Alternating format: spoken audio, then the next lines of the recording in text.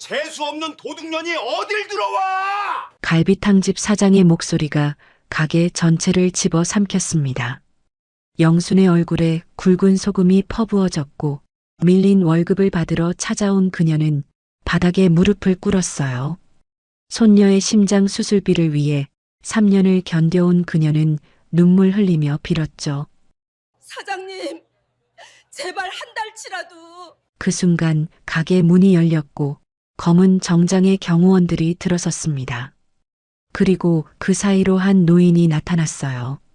최고급 캐시미어 코트, 흠잡을 수 없는 자태, 며칠 전 영순이 따뜻한 국물로 살려낸 그 노숙자 할아버지였죠. 사장 박성훈의 얼굴이 창백해졌어요. 최 회장은 5만 원권 현금 다발을 박 사장의 얼굴에 던졌습니다. 이게 네 놈이 아까워서 벌벌 떴던 갈비탕 한 그릇 값이다. 내 빌딩에서 당장 나가. 이야기를 시작하기 전에 무료로 할 수 있는 구독과 좋아요 한 번씩 눌러주시면 정말 큰 힘이 됩니다. 지금 여러분이 어디에서 듣고 계신지 댓글로 짧게 남겨주시면 저도 함께하는 마음으로 반갑게 인사드리겠습니다. 지금부터 인생사연 119 이야기를 시작해 보겠습니다. 강남 한복판 점심시간의 대왕 갈비탕 주방은 전쟁터 그 자체였습니다. 아니, 전쟁터라는 말로도 부족한 아수라장이었죠. 펄펄 끓는 육수통에서 뿜어져 나오는 하얀 증기가 시야를 가리고 여기저기서 특갈비 셋, 전복갈비 둘 하고 외치는 홀 직원들의 고함이 쇠그릇 부딪히는 소음과 뒤섞여 고막을 때렸으니까요. 바닥은 기름기와 물기로 번들거려 자칫하면 미끄러지기 십상이었고 좁은 주방 안은 10여 명의 사람이 엉켜 숨 쉴 틈조차 없어 보였습니다. 그 구석진 개수대 앞 63살 김영순 씨는 산더미처럼 쌓인 뚝배기들과 사투를 벌이고 있었어요. 영순 씨의 손은 사람의 손이라기보다 거친 나무 껍질 같았습니다. 고무장갑을 꼈다 벗었다를 반복하며 독한 세제와 뜨거운 물을 오가는 사이 손가락 마디마디는 퉁퉁 부어올라 본래의 모양을 잃은 지 오래였죠.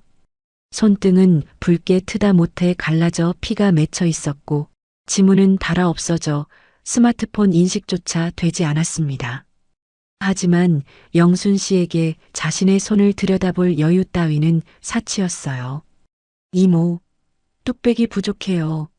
빨리빨리 좀 돌려요. 홀 매니저의 날카로운 독촉이 날아왔습니다. 네, 금방 나가요. 영순 씨는 쉰 목소리로 대답하며 수세미질의 속도를 높였죠. 뚝배기 그릇은 무거웠습니다. 일반 그릇과는 차원이 다른 무게감이 손목을 끊어낼 듯 짓눌렀거든요. 뜨거운 물에 불린 뚝배기를 꺼내 철수세미로 벅벅 문지르고 다시 헹구는 단순 반복 작업이었지만 하루 1000개가 넘는 그 무게를 감당하는 건 63세 여인이 감당하기엔 형벌에 가까운 노동이었습니다. 참아야 해. 참아야 한다. 민지 수술비 3천만 원. 영순 씨는 주문을 외우듯 속으로 되뇌었습니다. 허리가 끊어질 듯 아파왔고 습진으로 진물이 나는 손가락이 쓰라렸지만 그녀는 멈출 수 없었어요. 아들놈이 사채 빚 2억을 남기고 며느리와 함께 야반도주한 지 벌써 3년이 지났습니다. 남겨진 건 심장에 구멍이 뚫려 태어난 7살 손녀 민지뿐이었죠. 민지의 입술이 파랗게 질려 숨을 헐떡이던 지난밤의 모습이 떠오르자 영순 씨의 수세미질에 다시금 악에 바친 힘이 들어갔습니다. 오후 2시 점심 피크가 겨우 지나가고 주방에 잠시 정적이 감돌 때였습니다. 주방 뒷문을 거칠게 열고 들어오는 구두 굽소리가 영순 씨의 심장을 덜컥 내려앉게 만들었죠. 사장 박성훈이었습니다. 명품 로고가 큼지막하게 박힌 패딩 점퍼를 입고 한 손에는 다 피우지도 않은 담배를 든 채였어요. 그는 들어오자마자 미간을 잔뜩 찌푸리며 개수대 쪽으로 성큼성큼 걸어왔습니다. 그의 눈빛은 직원을 보는 눈이 아니라 마치 더러운 벌레를 보는 듯한 경멸로 가득 차 있었죠. 아줌마. 박성훈이 금방 씻어 건조대 위에 올려둔 뚝배기 하나를 집어들며 삐딱하게 불렀습니다. 영순 씨는 젖은 고무장갑을 황급히 벗으며 허리를 숙였죠. 네, 사장님. 오셨어요. 오셨어요가 문제야? 눈가를 어디다 달고 일을 하는 거야? 박성훈이 들고 있던 뚝배기를 영순 씨의 코앞에 들이밀었습니다. 갈비탕 국물이 묻어 있는 것도 아니었어요.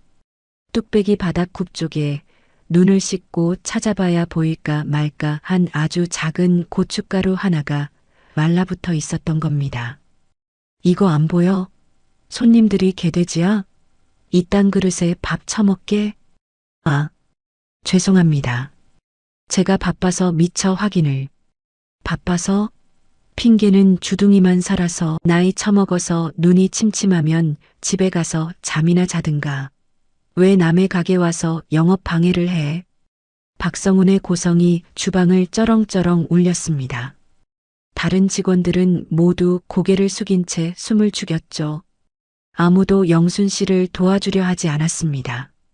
나섰다가는 저 불똥이 자신에게 튈 것을 알기 때문이었어요. 영순 씨는 죄인처럼 고개를 조아렸습니다. 죄송합니다. 다시 닦겠습니다. 한 번만 봐주세요. 영순 씨가 떨리는 손으로 뚝배기를 받아 들려던 순간이었죠. 다시 닦아? 이게 다시 닦는다고 될 일이야? 정신 상태가 썩어 빠졌잖아. 박성우는 옆 화구에 끓고 있던 육수통에서 국자를 집어들더니 뚝배기 안으로 펄펄 끓는 국물을 한 국자 퍼담았습니다. 그리고는 망설임 없이 영순 씨의 발밑으로 뚝배기를 내던져 버렸죠. 쨍그랑 요란한 파열음과 함께 뚝배기가 산산조각이 났습니다. 그리고 그 안에 담겨 있던 100도에 가까운 뜨거운 육수가 영순 씨의 낡은 장화 위와 장화 틈새로 튀어올랐어요. 아! 영순 씨는 자신도 모르게 비명을 지르며 주저앉았습니다. 뜨거운 국물이 발등을 파고들었죠. 살이 타들어가는 듯한 화끈거림이 전신을 강타했습니다. 하지만 영순 씨는 아픈 발을 부여잡는 대신 바닥에 엎드려 깨진 뚝배기 조각을 맨손으로 줍기 시작했어요. 죄송합니다. 제가 치우겠습니다. 죄송합니다. 비굴했습니다. 스스로가 너무나 비참해서 견딜 수가 없었죠. 하지만 여기서 대들었다가는 당장 해고였어요.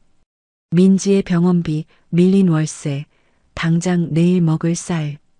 그 모든 생존의 무게가 영순 씨의 무릎을 꿇게 만들었습니다. 박성우는 바닥을 기는 영순 씨를 내려다보며 코웃음을 쳤습니다. 꼴값 떨고 있네. 아줌마, 뚝배기 값 내 월급에서 깐다. 그리고 장화 씻고 나와. 냄새나니까 박성우는 바닥에 침을 퇴뱉고는 유유히 사라졌죠. 영순 씨는 그가 사라진 뒤에도 한참을 일어나지 못했습니다. 발등의 화상보다 가슴속에서 타오르는 모멸감이 더 뜨겁고 쓰라렸거든요. 뚝배기 조각에 베인 손가락 끝에서 붉은 피가 배어나와 뽀얀 갈비탕 육수와 섞여들었습니다. 영순 씨의 눈에서 참았던 눈물이 뚝뚝 떨어졌어요. 민지야, 할미가 미안해. 할미가 못나서 미안해. 하지만 영순 씨에게는 울 시간조차 허락되지 않았습니다. 오후 4시 브레이크 타임이었지만 영순 씨에게는 또 다른 지옥이 기다리고 있었죠. 겨울철 별미인 겉절이 김치를 담그는 날이었거든요. 보통 식당들은 절인 배추를 사서 쓰지만 박성우는 원가를 절감하겠다며 강원도 산지에서 배추 1000포기를 헐값에 사들였습니다. 그리고 그 노동은 고스란히 영순 씨의 몫이었죠. 김씨 아줌마, 뭐해? 해 떨어지기 전에 배추 다 절여놔. 내일 아침에 양념 버무려야 하니까. 박성훈의 지시에 영순 씨는 가게 뒷마당으로 나갔습니다. 바깥 날씨는 영하 10도, 기록적인 한파가 몰아치는 날이었죠. 칼바람이 뺨을 베일 듯 스치고 지나갔습니다. 뒷마당에는 산더미처럼 쌓인 배추들과 얼음이 둥둥 떠 있는 대형 고무대야들이 놓여 있었어요. 영순 씨는 얇은 조리복 위에 낡은 패딩 조끼 하나를 덧입고 목장갑 하나와 고무장갑을 꼈습니다. 방한 장갑을 끼면 둔해서 배추 속을 제대로 가를 수 없다는 핑계로 박성우는 두꺼운 방한 장갑조차 지급하지 않았거든요. 차가운 수돗물을 틀자 손이 닿기도 전에 하얗게 김이 올랐습니다. 영순 씨는 배추를 반으로 가르고 소금물에 담그기 시작했죠. 차가운 소금물은 바늘 수천 개가 되어 손을 찌르는 것 같았습니다. 10포기, 20포기, 100포기를 넘어가자 손의 감각이 사라졌어요. 손가락이 굽혀지지 않았습니다. 발등의 화상 자국은 추위 때문에 더 욱신거렸죠. 입에서 저절로 신음이 새어나왔습니다. 입김이 하얗게 흩어지고 그때 가게 2층 사장실 창문이 열렸습니다. 따뜻한 온기가 훅 끼쳐나왔어요. 박성훈이 창가에 기대어 따뜻한 커피를 마시며 영순 씨를 내려다보고 있었습니다. 아줌마, 동작이 왜 이렇게 굼떠? 오늘 안에 다 못 끝내면 집에 못 갈 줄 알아. 저게 다 돈이 얼마짜린데. 그는 히터가 빵빵하게 틀어진 사무실 안에서 밖에서 얼어 죽어가는 영순 씨를 감시하고 있었던 겁니다. 영순 씨는 대답할 힘도 없어 고개만 끄덕였죠. 서러움이 북받쳐 올랐습니다. 내 나이 63. 친구들은 손주 재롱 보며 따뜻한 아랫목에 있을 나이에 나는 왜 이 칼바람 속에서 짐승만도 못한 취급을 받으며 이러고 있어야 하는 걸까요? 도망간 아들이 원망스럽고 야속한 세상이 미웠습니다. 그때 주머니 속 휴대폰이 울렸습니다. 젖은 손을 옷에 대충 문지르고 전화를 받았죠. 병원이었습니다. 여보세요. 민지 할머니 되시죠? 여기 원무과입니다. 사무적인 목소리가 영순 씨의 가슴을 차갑게 긁었습니다. 네, 선생님. 우리 민지 무슨 일 있나요? 이민지 환자 상태가 좀 안 좋습니다. 호흡 곤란이 자주 와서요. 의료진 회의 결과 이번 달 안에는 무조건 수술해야 합니다. 더 늦으면 장담 못해요. 그리고 지난번 말씀드린 수술 보증금 1,000만 원, 내일까지는 입금해 주셔야 수술 일정 잡을 수 있습니다. 1,000만 원이요? 선생님, 제가 지금 적금이 다음 달 만기라. 조금만. 보호자님, 저희도 사정 봐드린 거예요. 내일까지 입금 안 되면 대기 순번 넘어갑니다. 아시겠죠? 뚜뚜뚜. 전화는 매정하게 끊겼습니다. 영순 씨는 멍하니 휴대폰을 바라보았어요. 1,000만 원. 당장 내일 1,000만 원을 어디서 구한단 말입니까?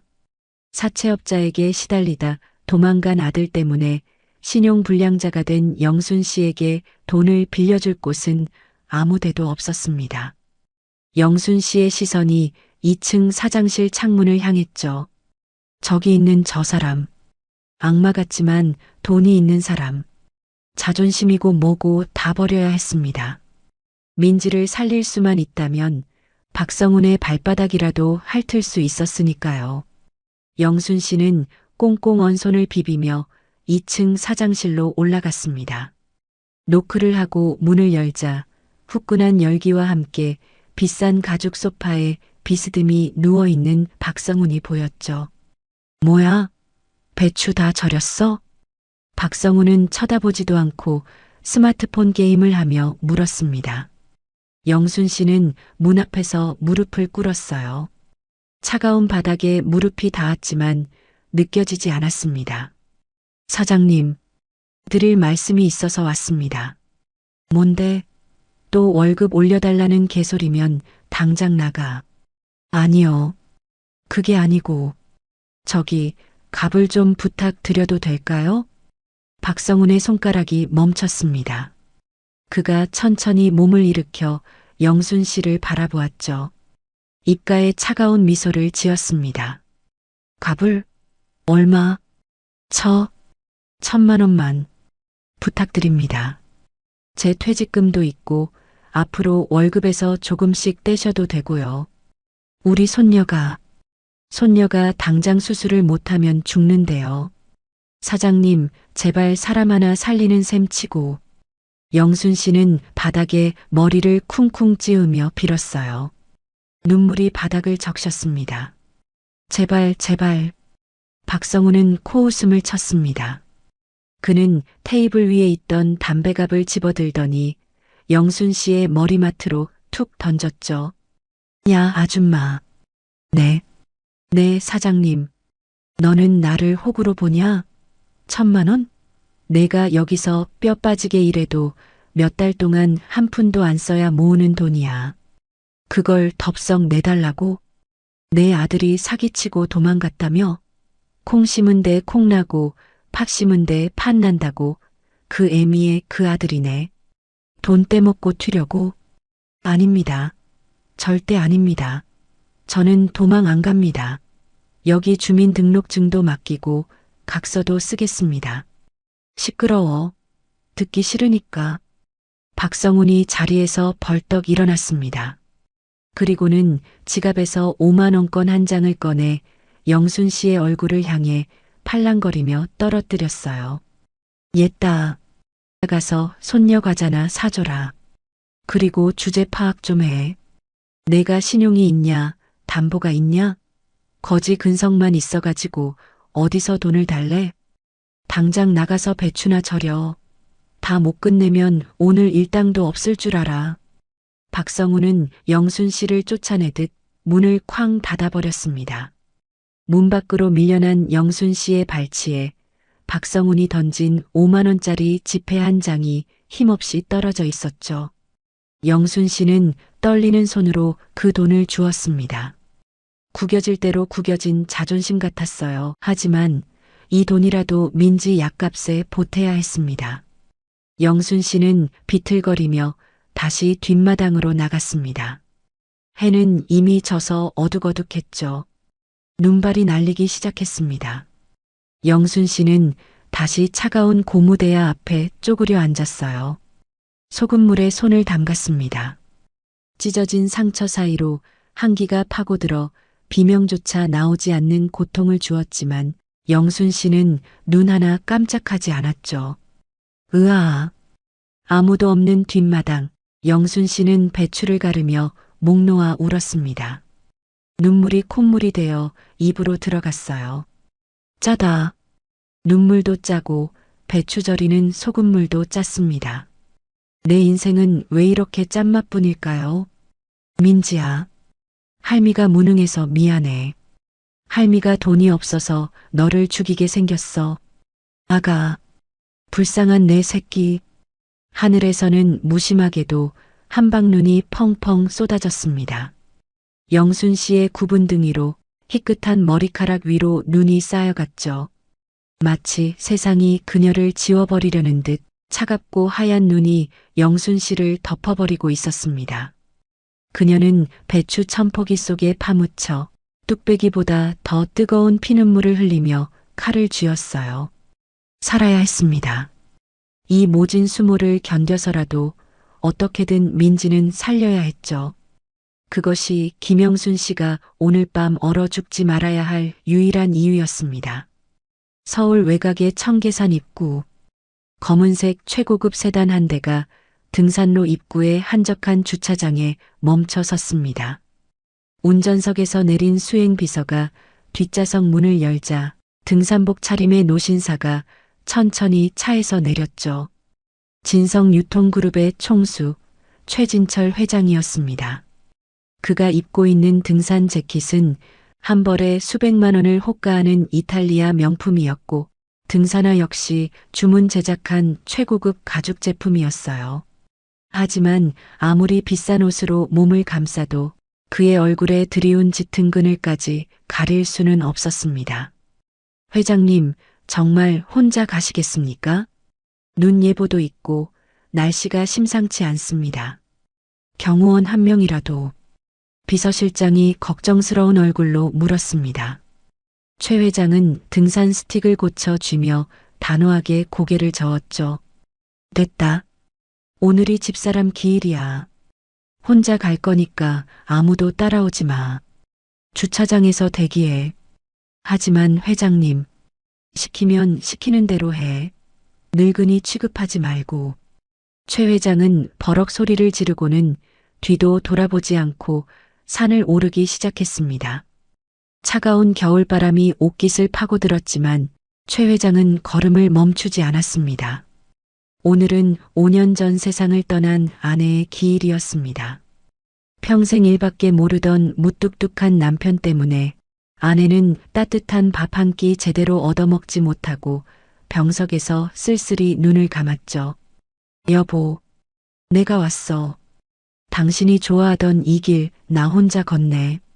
최 회장은 거친 숨을 몰아쉬며 눈 덮인 산길을 올랐습니다. 3천억 원. 남들은 그를 성공한 기업가라 추앙하며 부러워했지만 정작 최 회장의 마음속은 텅 비어 있었습니다. 자식들이라고 있는 것들은 하나같이 제 밥그릇 챙기기에만 혈안이 되어 있었으니까요. 큰아들은 틈만 나면 경영권을 내놓으라고 으름장을 놓았고 며느리는 자신이 언제 죽나 눈치만 살피는 게 뻔히 보였습니다. 돈이 다 무슨 소용이야. 다 부질없어. 최 회장은 벤치에 잠시 걸터 앉아 품에서 아내의 낡은 사진을 꺼내 보았습니다. 사진 속 아내는 환하게 웃고 있었지만 지금 자신의 곁에는 아무도 없었죠. 뼈저린 고독이 사무쳤습니다. 그 순간 하늘에서 회색빛 구름이 몰려오더니 눈발이 날리기 시작했습니다. 눈은 순식간에 폭설로 변했습니다. 시야가 흐려질 정도로 펑펑 쏟아지는 한방눈이었죠. 최 회장은 서둘러 하산하기 위해 몸을 일으켰습니다. 하지만 마음이 급했던 탓일까요? 평소 다니던 정비된 등산로가 아닌 아내와 함께 걷던 옛 오솔길로 접어든 것이 화근이었습니다. 사람의 발길이 닿지 않아 낙엽이 두껍게 쌓여 있었고 그 아래는 며칠 전 내린 눈이 녹았다 얼어붙어 생긴 시퍼런 빙판이 숨겨져 있었습니다. 내리막길을 걷던 최 회장의 오른쪽 발이 빙판을 밟는 순간 균형이 무너졌습니다. 등산 스틱으로 땅을 짚으려 했지만 그마저 미끄러운 얼음 위에서 허무하게 미끄러져 나갔죠. 으악! 짧은 비명과 함께 최 회장의 몸이 공중으로 붕 떴습니다. 그리고는 가파른 경사면 아래로 걷잡을 수 없이 구르기 시작했죠. 세상이 빙글빙글 돌았습니다. 날카로운 나뭇가지들이 비싼 등산복을 찢고 살갗을 파고들었습니다. 돌뿌리에 어깨를 부딪히고 나무 기둥에 다리를 찧으며 그는 10m가 넘는 비탈길을 인형처럼 굴러떨어졌습니다. 쿵! 둔탁한 소리와 함께 최 회장의 머리가 굵은 참나무 둥치에 강하게 부딪혔습니다. 전신을 강타하는 끔찍한 고통과 함께 눈앞이 번쩍하더니 이내 세상이 암전되었습니다. 귀에서는 삐하는 이명이 들렸고 그게 그가 기억하는 마지막이었습니다. 주머니에 있던 최신형 스마트폰과 지갑은 구르는 충격으로 튕겨나갔고 계곡 아래 쌓인 눈 속으로 깊이 파묻혀 버렸습니다. 이제 그에게 남은 것은 아무것도 없었습니다. 얼마나 시간이 흘렀을까요? 최 회장이 눈을 뜬 건 이미 해가 져서 사방이 캄캄해진 뒤였습니다. 온몸이 얼음장처럼 차가웠고 머리는 쇠망치로 얻어맞은 듯이 깨질 듯 아팠습니다. 신음을 흘리며 간신히 몸을 일으켰지만 세상이 요동쳤습니다. 심한 현기증에 다시 바닥으로 고꾸라졌죠. 이마에서 흐른 피가 눈썹을 타고 내려와 시야를 붉게 물들였습니다. 그는 떨리는 손을 들어 머리의 상처를 만졌습니다. 끈적하고 따뜻한 액체가 묻어나왔습니다. 여기는 최 회장은 멍하니 주변을 둘러보았습니다. 어둠 속에 희미하게 보이는 나무들, 차갑게 내리는 눈, 모든 것이 낯설었습니다. 아니, 낯설다는 표현조차 할 수 없었습니다. 머릿속이 하얗게 지워져 있었으니까요. 내가 왜 여기에 있지? 그는 본능적으로 주머니를 뒤졌습니다. 아무것도 없었습니다. 지갑도 핸드폰도 신분증도. 그때 덜컥 겁이 났습니다. 내가 누구인지 기억이 나지 않았습니다. 이름을 떠올려 보려 애썼습니다. 입가에서 맴도는 글자가 있었지만 거기서 뚝 끊겼습니다. 마치 누군가 머릿속의 회로를 가위로 싹둑 잘라버린 것 같았습니다. 뇌진탕으로 인한 일시적 전반성 기억상실증. 충격으로 인해 뇌가 셧다운되면서 자신이 누구인지, 과거에 어떤 삶을 살았는지에 대한 정보 접근이 차단된 상태였습니다. 대한민국 재계 순위 10위권 3천억 자산가 최진철 회장은 온데간데 없었습니다. 그저 춥고 배고프고 머리에 피를 흘리는 늙고 초라한 노인 하나가 눈밭에 웅크리고 있을 뿐이었죠. 추워. 너무 추워. 이가 딱딱 부딪혔습니다.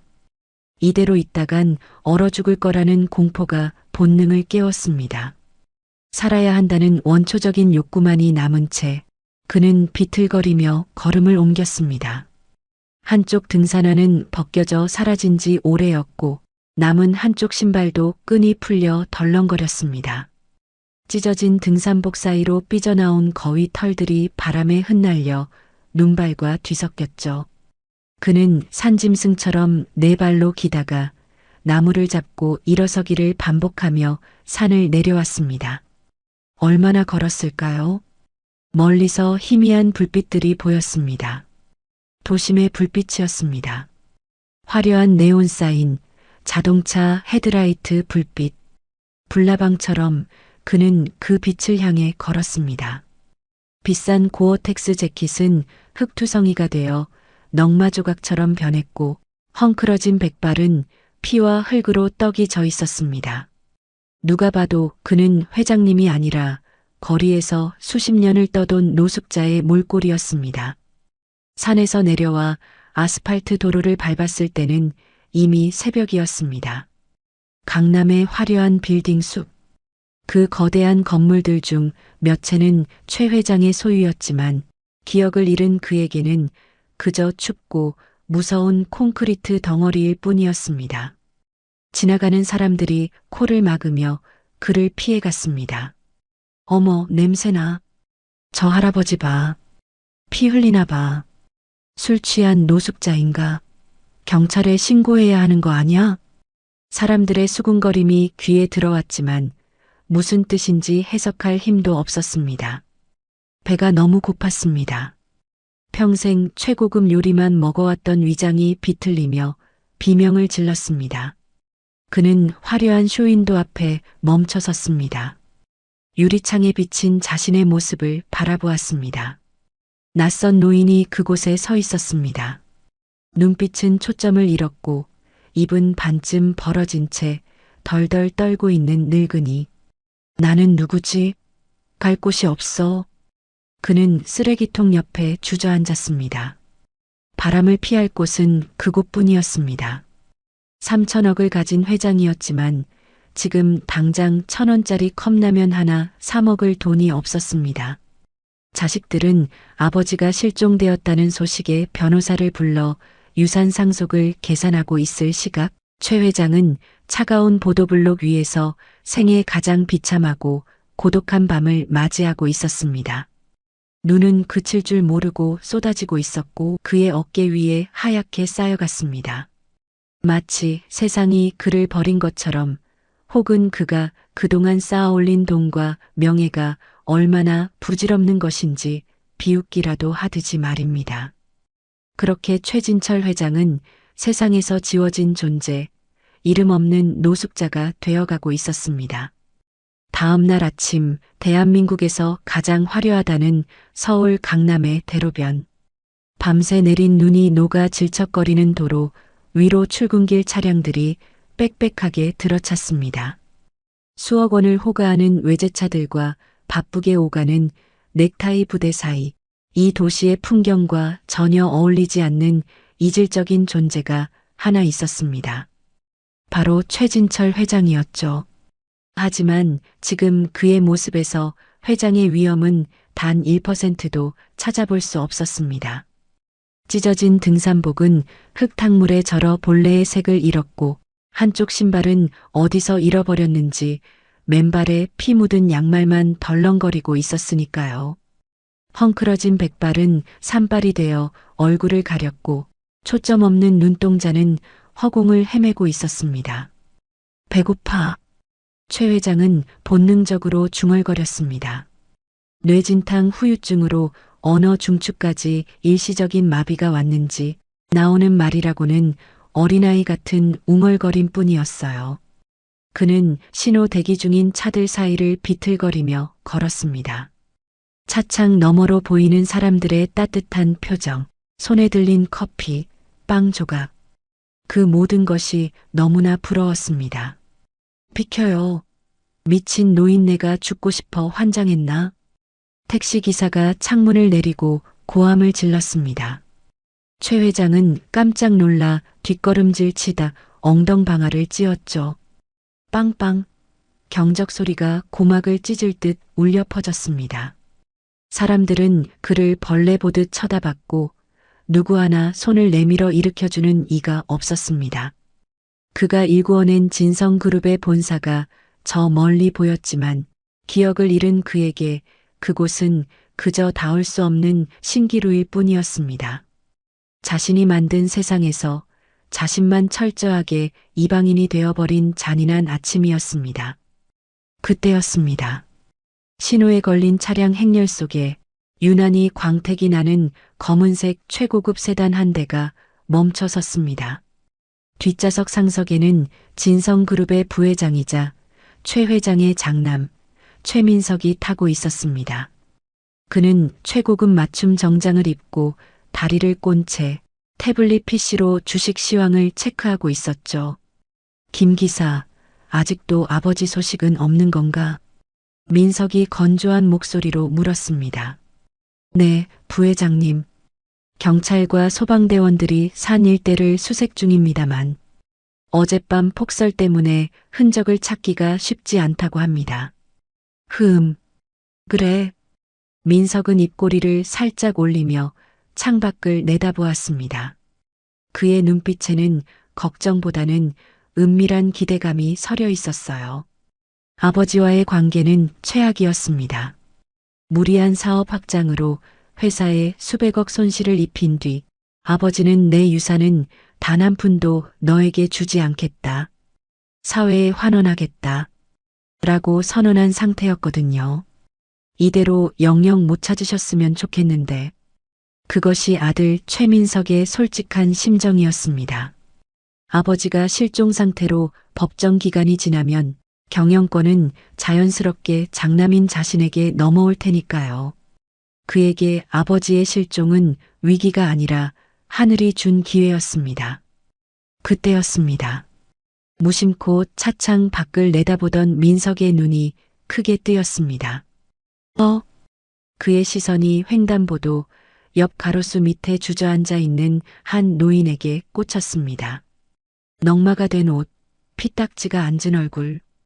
영락없는 노숙자의 몰골이었지만 민석은 단번에 알아볼 수 있었습니다. 그 노숙자가 입고 있는 등산 재킷. 지난달 아버지가 이탈리아 장인에게 주문 제작했다며 자신에게 자랑했던 세상에 단 한 벌뿐인 그 옷이었습니다. 그리고 헝클어진 머리카락 사이로 보이는 날카로운 콧날과 눈매. 아버지. 민석의 입에서 저절로 신음 같은 소리가 새어나왔습니다. 심장이 쿵 하고 내려앉았죠. 살아계셨다니. 그것도 저런 몰골로 바로 내 눈앞에. 운전대를 잡고 있던 김 기사도 이상한 낌새를 눈치챘는지 룸미러를 통해 민석을 쳐다보다가 밖을 내다보았습니다. 부회장님? 저기, 저 노인분 말입니다. 입고 계신 옷이랑 얼굴이 회장님 닮으신 것 같은데요? 김 기사의 말에 민석의 등줄기에 식은땀이 흘렀습니다. 머릿속에서 수만 가지 계산기가 돌아갔죠. 지금 차 문을 열고 나가서 아버지를 모셔온다면 효자 소리를 들을 수는 있을 겁니다.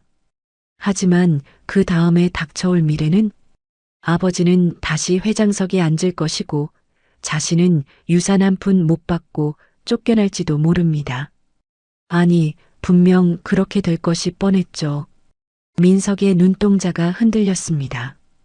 유리창 너머의 최 회장은 힘겹게 몸을 일으키려다 다시 쓰러지고 있었습니다. 도와달라는 듯 허공을 향해 손을 뻗는 아버지의 모습. 그 순간 민석의 눈에서 아들로서의 빛이 사라지고 야수의 탐욕만이 남았습니다. 김 기사. 민석이 낮고 차가운 목소리로 불렀습니다. 네, 부회장님. 내려서 확인해 볼까요? 김 기사가 안전벨트를 풀려던 찰나였습니다. 아니, 그냥 가. 네, 가. 하지만 저분 너무 회장님이랑 시끄러워. 내 눈엔 우리 아버지가 저런 거지로 보여. 어디서 감히 회장님을 저런 노숙자에 갖다 대. 민석이 버럭 소리를 질렀습니다. 차 안의 공기가 순식간에 얼어붙었죠. 신호 바뀌었잖아. 뭐해? 빨리 출발 안 해? 지금 미팅 늦은 거 안 보여? 민석의 재촉에 김 기사는 당황하며 다시 핸들을 잡았습니다. 민석은 떨리는 손으로 창문 버튼을 눌렀습니다. 윙 하는 소리와 함께 검게 틴팅된 유리창이 완전히 올라갔습니다. 유리창 하나를 사이에 두고 아버지와 아들의 운명이, 아니 천륜이 끊어지는 순간이었습니다. 밟아. 최대한 빨리. 고급 세단은 굉음을 내며 앞으로 튀어나갔습니다. 민석은 뒤도 돌아보지 않았습니다. 백미러에 비친 웅크린 노인의 형상이 점처럼 작아지다가 이내 사라졌지만 민석의 가슴 속에는 안도감과 함께 묵직한 죄책감이 돌덩이처럼 들어찼습니다. 아버지가 돌아오시면 나는 죽어. 이건 어쩔 수 없는 거야. 아버지가 자초하신 일이라고. 그는 스스로에게 체면을 걸듯 중얼거리며 떨리는 손을 꽉 움켜쥐었습니다. 한편 횡단보도 옆에 쓰러져 있던 최 회장은 멀어지는 검은색 세단을 멍하니 바라보고 있었습니다. 기억은 없었습니다. 저 차에 누가 타고 있는지, 저 차 뒷좌석에 앉은 사람이 왜 자신을 보고 멈칫했는지 알 수 있는 방법은 없었죠. 하지만 뇌보다 먼저 심장이 반응했습니다. 검은 차가 자신을 외면하고 속도를 높여 쌩하니 사라지는 그 순간 최 회장의 가슴 한복판이 도끼로 찍힌 듯 쩍하고 갈라지는 통증을 느꼈습니다. 으아. 그것은 육체의 고통이 아니었습니다. 영혼이 난도질당하는 아픔이었습니다. 이유도 모른 채 눈물이 왈칵 쏟아졌습니다. 세상 천지에 나 혼자 버려졌다는 절대적인 고독감, 가장 믿었던 무언가로부터 철저하게 배신당했다는 본능적인 절망감. 어흐흑. 최 회장은 아스팔트 바닥을 손톱으로 긁으며 오열했습니다.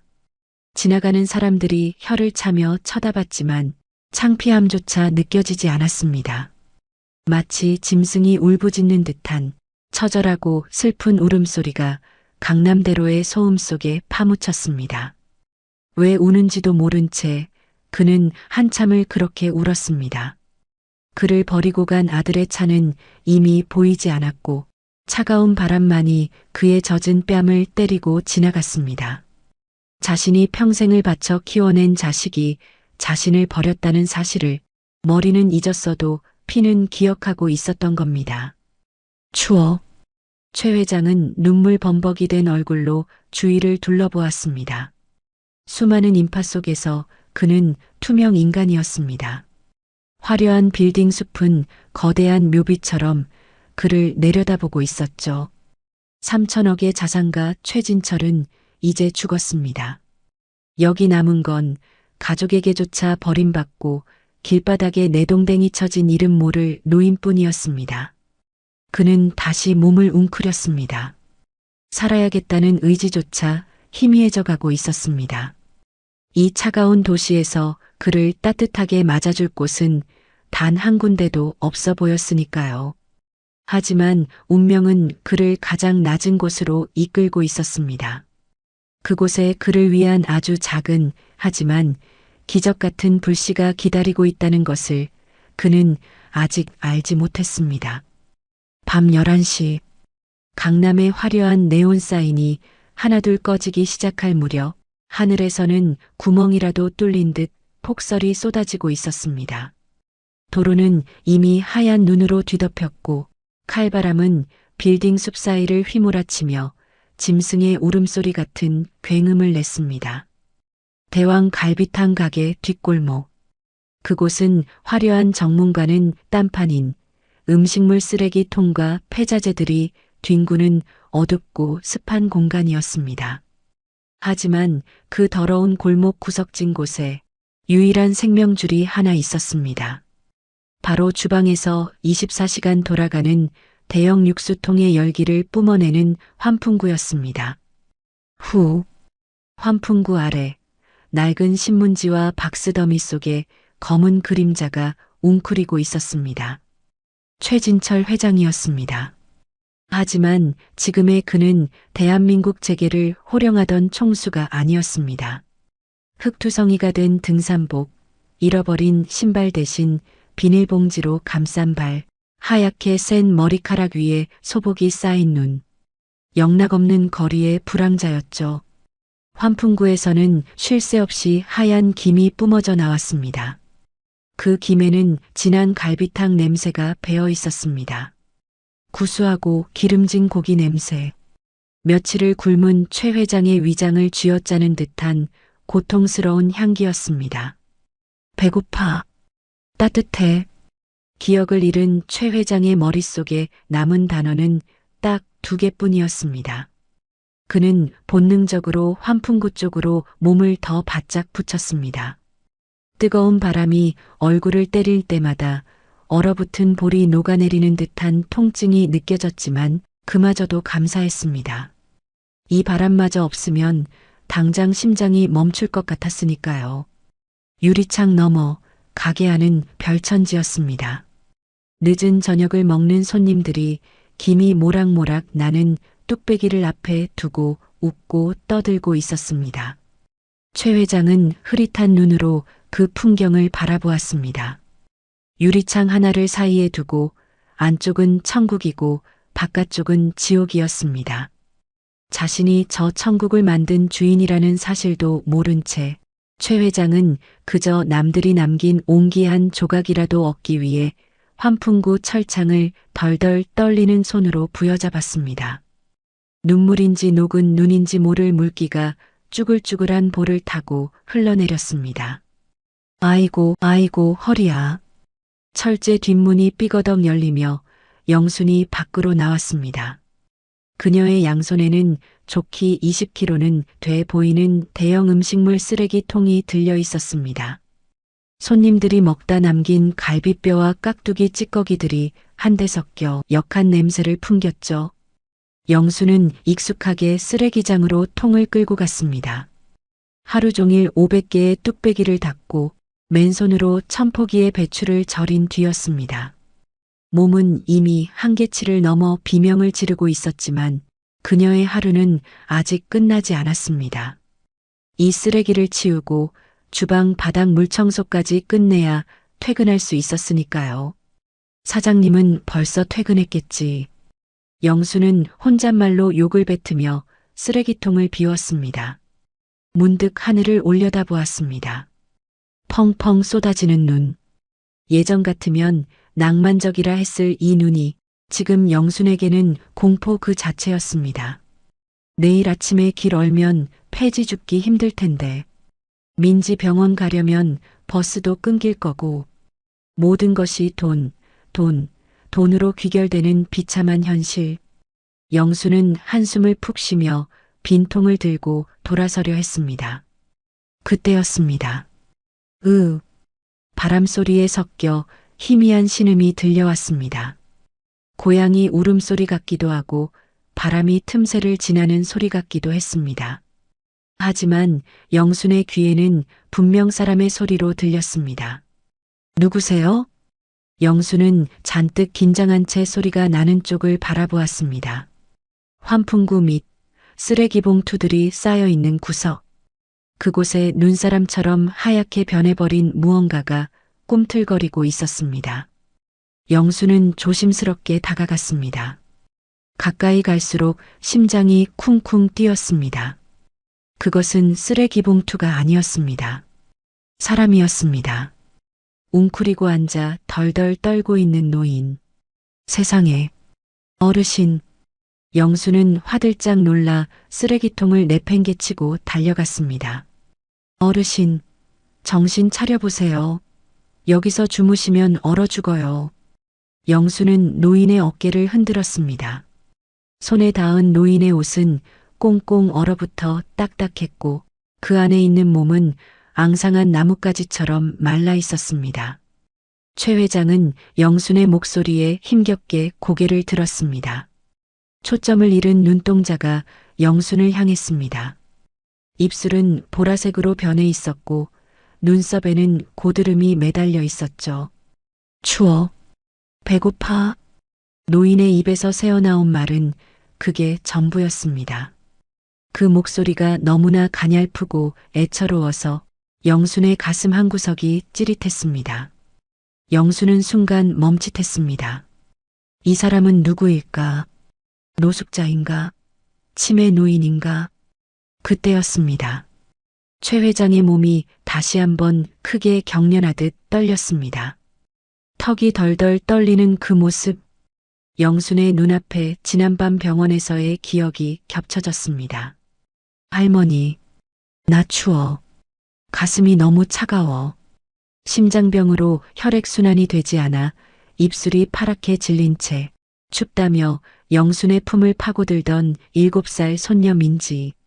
작은 몸을 새우처럼 웅크리고 바들바들 떨던 그 아이의 모습이 눈앞의 노인에게서 고스란히 보였습니다. 아, 영수는 입을 틀어막았습니다. 이 노인도 누군가의 아버지였을 테고 누군가의 귀한 자식이었을 겁니다. 지금 민지가 춥고 아픈 것처럼 이 노인도 생사의 기로에서 떨고 있었습니다. 안 돼. 이건 아니야. 영수는 고개를 세차게 저었습니다. 가난하다고 해서 마음까지 가난해질 수는 없었습니다. 돈이 없어서 손녀 수술을 못 시키는 죄인일지는 몰라도 눈앞에서 얼어 죽어가는 사람을 외면하는 짐승이 될 수는 없었습니다. 어르신, 일어나세요. 이러다 정말 큰일 나요. 영수는 결심한 듯 노인의 겨드랑이 사이로 팔을 집어넣었습니다. 최 회장은 몸을 가눌 힘조차 없었습니다. 영수는 젖먹던 힘까지 짜내어 그를 일으켜 세웠습니다. 그녀는 재빨리 주위를 살폈습니다. 다행히 폭설 때문에 지나다니는 행인은 없었습니다. 문제는 가게 안이었습니다. 영수는 뒷문을 아주 살짝 열고 안을 훔쳐보았습니다. 주방 직원들은 모두 퇴근 준비로 탈의실에 들어가 있었고 홀 정리도 거의 끝나가고 있었습니다. 지금이야. 지금 아니면 못 들어가. 영수는 최 회장을 부축해, 아니 거의 질질 끌다시피 해서 뒷문 안으로 들어섰습니다. 따뜻한 공기가 확 밀려왔습니다. 바깥과는 비교도 안 되는 온기. 최 회장의 몸이 본능적으로 그 따뜻함을 탐하며 영순에게 기대어 왔습니다. 영수는 그를 데리고 주방을 가로질러 가장 구석진 곳으로 향했습니다. 식자재 창고 안쪽에 딸린 작은 보일러실이었습니다. 평소에는 박스나 잡동사니를 쌓아두는 곳이라 사람들의 발길이 닿지 않는 사각지대였죠. 쉿, 소리 내시면 안 돼요. 들키면 둘 다 쫓겨나요. 영수는 속삭이며 보일러실 문을 열었습니다. 웅웅거리며 돌아가는 대형 보일러의 소음과 후끈한 열기. 좁고 먼지 쌓인 공간이었지만 지금 두 사람에게는 세상 그 어떤 호텔 스위트룸보다 안전하고 따뜻한 피난처였습니다. 영수는 구석에 쌓여있던 앞치마와 헌 담요들을 깔았습니다. 그리고 최 회장을 그 위에 조심스럽게 앉혔습니다. 노인은 자리에 앉자마자 긴장이 풀렸는지 그대로 벽에 기대어 쓰러지듯 눈을 감았습니다. 어르신, 잠드시면 안 돼요. 저기, 정신 좀 차려보세요. 영수는 노인의 얼굴에 묻은 흙과 피를 자신의 소매로 닦아내었습니다. 이마가 불덩이 같았습니다. 열이 펄펄 끓고 있었죠. 젖은 옷을 그대로 입고 있으면 감기에 걸릴 게 분명했습니다. 영수는 망설이다가 벽에 걸려 있던 자신의 여벌 조리복 상의와 두꺼운 가디건을 꺼냈습니다. 어르신, 실례 좀 할게요. 젖은 옷은 벗으셔야 해요. 영수는 최 회장의 찢어진 등산복 재킷을 벗겼습니다. 비싼 옷인 줄은 꿈에도 모른 채 그저 다 젖은 넉마라고 생각하며 한쪽으로 치워두었죠. 그리고 마른 수건으로 노인의 몸을 닦아주었습니다. 앙상하게 드러난 갈비뼈, 여기저기 긁히고 멍든 상처들이 영순의 마음을 아프게 했습니다. 세상에, 어쩌다 이런 꼴이 되셨어.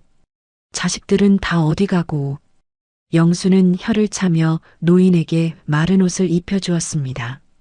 따뜻하고 마른 옷이 몸을 감싸자 최 회장의 거친 숨소리가 조금씩 잦아들기 시작했습니다. 파랗게 질렸던 입술에도 아주 미세하게 혈색이 돌아오는 듯 했습니다. 하지만 추위보다 더 급한 건 허기였습니다. 꼬르륵. 노인의 배에서 천둥 같은 소리가 났습니다. 며칠 동안 제대로 된 밥을 먹지 못한 몸이 비명을 지르고 있었습니다. 영수는 시계를 보았습니다. 11시 30분 이제 곧 사장 박성훈이 마감을 체크하러 내려올 시간이었습니다. 시간이 없었습니다. 밥을 먹여야 해. 빈속에 잠들면 못 일어나셔. 영수는 보일러실 문을 살짝 열고 주방으로 나갔습니다. 가슴이 콩닥거렸습니다. 마치 도둑질을 하는 것 같은 기분이었습니다. 3년 넘게 일하는 곳에서 밥 한 덩이 몰래 가져가는 게 이토록 가슴 졸이는 일이라니. 영수는 자신의 처지가 서럽지만 발걸음을 재촉해야 했습니다. 그녀는 뚝배기 하나를 꺼냈습니다. 영수는 뚝배기에 그날 팔고 남은 갈비탕을 채웠어요. 구수한 갈비탕 냄새가 퍼졌습니다. 밥 한 공기를 뚝배기 넣고 갈빗대에 붙은 고기를 떼어 잘게 잘랐어요.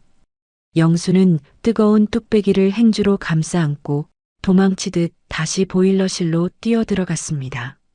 어르신, 일어나세요. 밥 드세요. 영수는 최 회장을 흔들어 깨웠습니다. 개슴츠레하게 눈을 뜬 최 회장의 코끝에 그토록 그리워하던 냄새가 닿았습니다. 따뜻한 국물 냄새, 생명의 냄새. 영수는 숟가락으로 국물을 떠서 최 회장의 입에 가져다 주었습니다. 노인은 아기 새처럼 입을 벌려 국물을 받아 먹었습니다. 목구멍을 타고 뜨거운 국물이 넘어가는 순간 최 회장의 눈이 번쩍 뜨였습니다. 그것은 단순한 음식 맛이 아니었습니다. 차가운 눈밭에서 죽어가던 자신을 끌어안아준 온기였고 세상이 다 버린 자신을 유일하게 거두어준 사람의 정성이었습니다. 고마워. 최 회장은 떨리는 목소리로 중얼거렸습니다. 3천억을 가지고도 느껴보지 못한 생애 가장 맛있는 한 숟가락이었습니다. 영수는 그런 그를 보며 안도의 한숨을 내쉬었습니다. 보일러실의 웅웅거리는 소음 속에 두 노인의 거친 숨소리와 밤 넘기는 소리만이 가득 찼습니다. 바깥에는 여전히 무자비한 폭설이 쏟아지고 있었지만 이 좁고 누추한 창고 안에서만큼은 작지만 기적 같은 온기가 피어오르고 있었습니다. 그것은 곧 다가올 거대한 반전의 씨앗이기도 했습니다. 다음 날 새벽 5시 30분. 아직 동이 트려면 먼 칠흑 같은 어둠 속 대왕 갈비탕의 뒷골목은 어제 내린 폭설로 인해 온통 하얀 세상이었습니다. 영하 18도. 서울 기상 관측 이래 가장 춥다는 날씨였죠. 살을 애는 칼바람이 불 때마다 쌓인 눈가루가 매섭게 흩날렸습니다. 영순 씨는 평소보다 30분이나 일찍 가게 뒷문에 도착했습니다. 밤새 보일러실에 숨겨둔 노인이 걱정되어 잠을 한숨도 못 잤거든요. 혹시나 밤사이에 무슨 일이라도 생기진 않았는지 아니면 추위에 다시 몸이 상하진 않았는지 온통 걱정뿐이었습니다. 얼른 따뜻한 꿀물이라도 한 잔 타서 드려야지. 사장님 나오시기 전에. 영순 씨는 주머니 속에 챙겨온 핫팩 2개를 만지작거리며 조심스럽게 도어락 비밀번호를 눌렀습니다. 띠리릭 경쾌한 기계음과 함께 문이 열렸습니다. 주방 안은 고요했습니다. 대형 냉장고 돌아가는 웅웅 소리만이 정막을 채우고 있었죠. 영순 씨는 숨죽인 채 발소리를 죽여 식자재 창고 쪽으로 향했습니다. 보일러실은 창고 가장 안쪽에 있었습니다. 그런데 창고 입구에 다다랐을 때였습니다. 이상했습니다. 분명 어젯밤 자신이 닫아두고 갔던 창고 문이 활짝 열려 있었습니다. 그리고 그 안에서 낯선 불빛이 새어나오고 있었죠. 설마 영순 씨의 심장이 덜컥 내려앉았습니다. 이 시간에 올 사람이 없는데 도둑인가? 아니면 식자재 배달 기사인가? 영순 씨가 떨리는 가슴을 부여잡고 창고 안을 들여다보려던 찰나였습니다. 아! 창고 안쪽 보일러실에서 둔탁한 타격음과 함께 외마디 비명이 들려왔습니다. 노인의 목소리였습니다. 뒤이어 익숙하고도 소름 끼치는 고함이 터져나왔죠. 이거 뭐야? 어떤 새끼야? 사장 박성훈이었습니다. 박성훈은 어젯밤 술을 마시고 가게 2층 사무실에서 잠이 들었다가 새벽녘에 목이 말라 물을 마시러 내려온 참이었습니다. 그러다 보일러실 문틈으로 새어나오는 온기를 느끼고 문을 열었던 것이죠.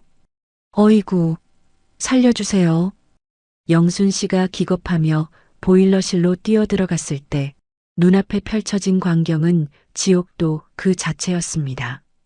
박성훈이 바닥에 웅크린 최 회장의 옆구리를 구두발로 사정없이 걷어차고 있었습니다. 최 회장은 고통에 찬 신음을 흘리며 바닥을 뒹굴고 있었고 영순 씨가 덮어준 낡은 담요는 한쪽 구석에 처박혀 있었죠. 사장님, 그만하세요. 사람 죽어요. 영순 씨는 앞뒤 잴 것도 없이 박성훈의 다리를 붙잡고 매달렸습니다. 비켜. 이 아줌마가 미쳤나? 박성훈은 영순 씨를 거칠게 밀쳐냈습니다. 힘없는 영순 씨는 뒤로 벌러덩 넘어지며 쌀포대 위로 엉덩방아를 찧었죠. 박성훈의 눈은 술기운과 분노로 벌겋게 충혈되어 있었습니다. 그는 씩씩거리며 삿대질을 해댔습니다. 아줌마, 너 지금 뭐 하는 짓이야? 가게에 거지를 숨겨? 여기가 무슨 자선단체야? 아니면 내들끼리 살림이라도 차렸어? 아닙니다. 절대 그런 게 아니에요. 어젯밤에 눈이 너무 많이 와서 이 어르신이 얼어 죽을 것 같아서. 영순 씨는 바닥을 기어가 최 회장의 앞을 가로막았습니다. 노인은 공포에 질려 사시나무 떨듯 떨고 있었죠. 박성훈의 구둣발에 차인 옆구리가 욱신거리는지 고통스러운 표정으로 신음하고 있었습니다. 얼어 죽어? 그럼 길바닥에서 죽게 놔뒀어야지. 왜 남의 영업장으로 끌고 들어와? 재수없게. 박성우는 바닥에 침을 퇴뱉었습니다.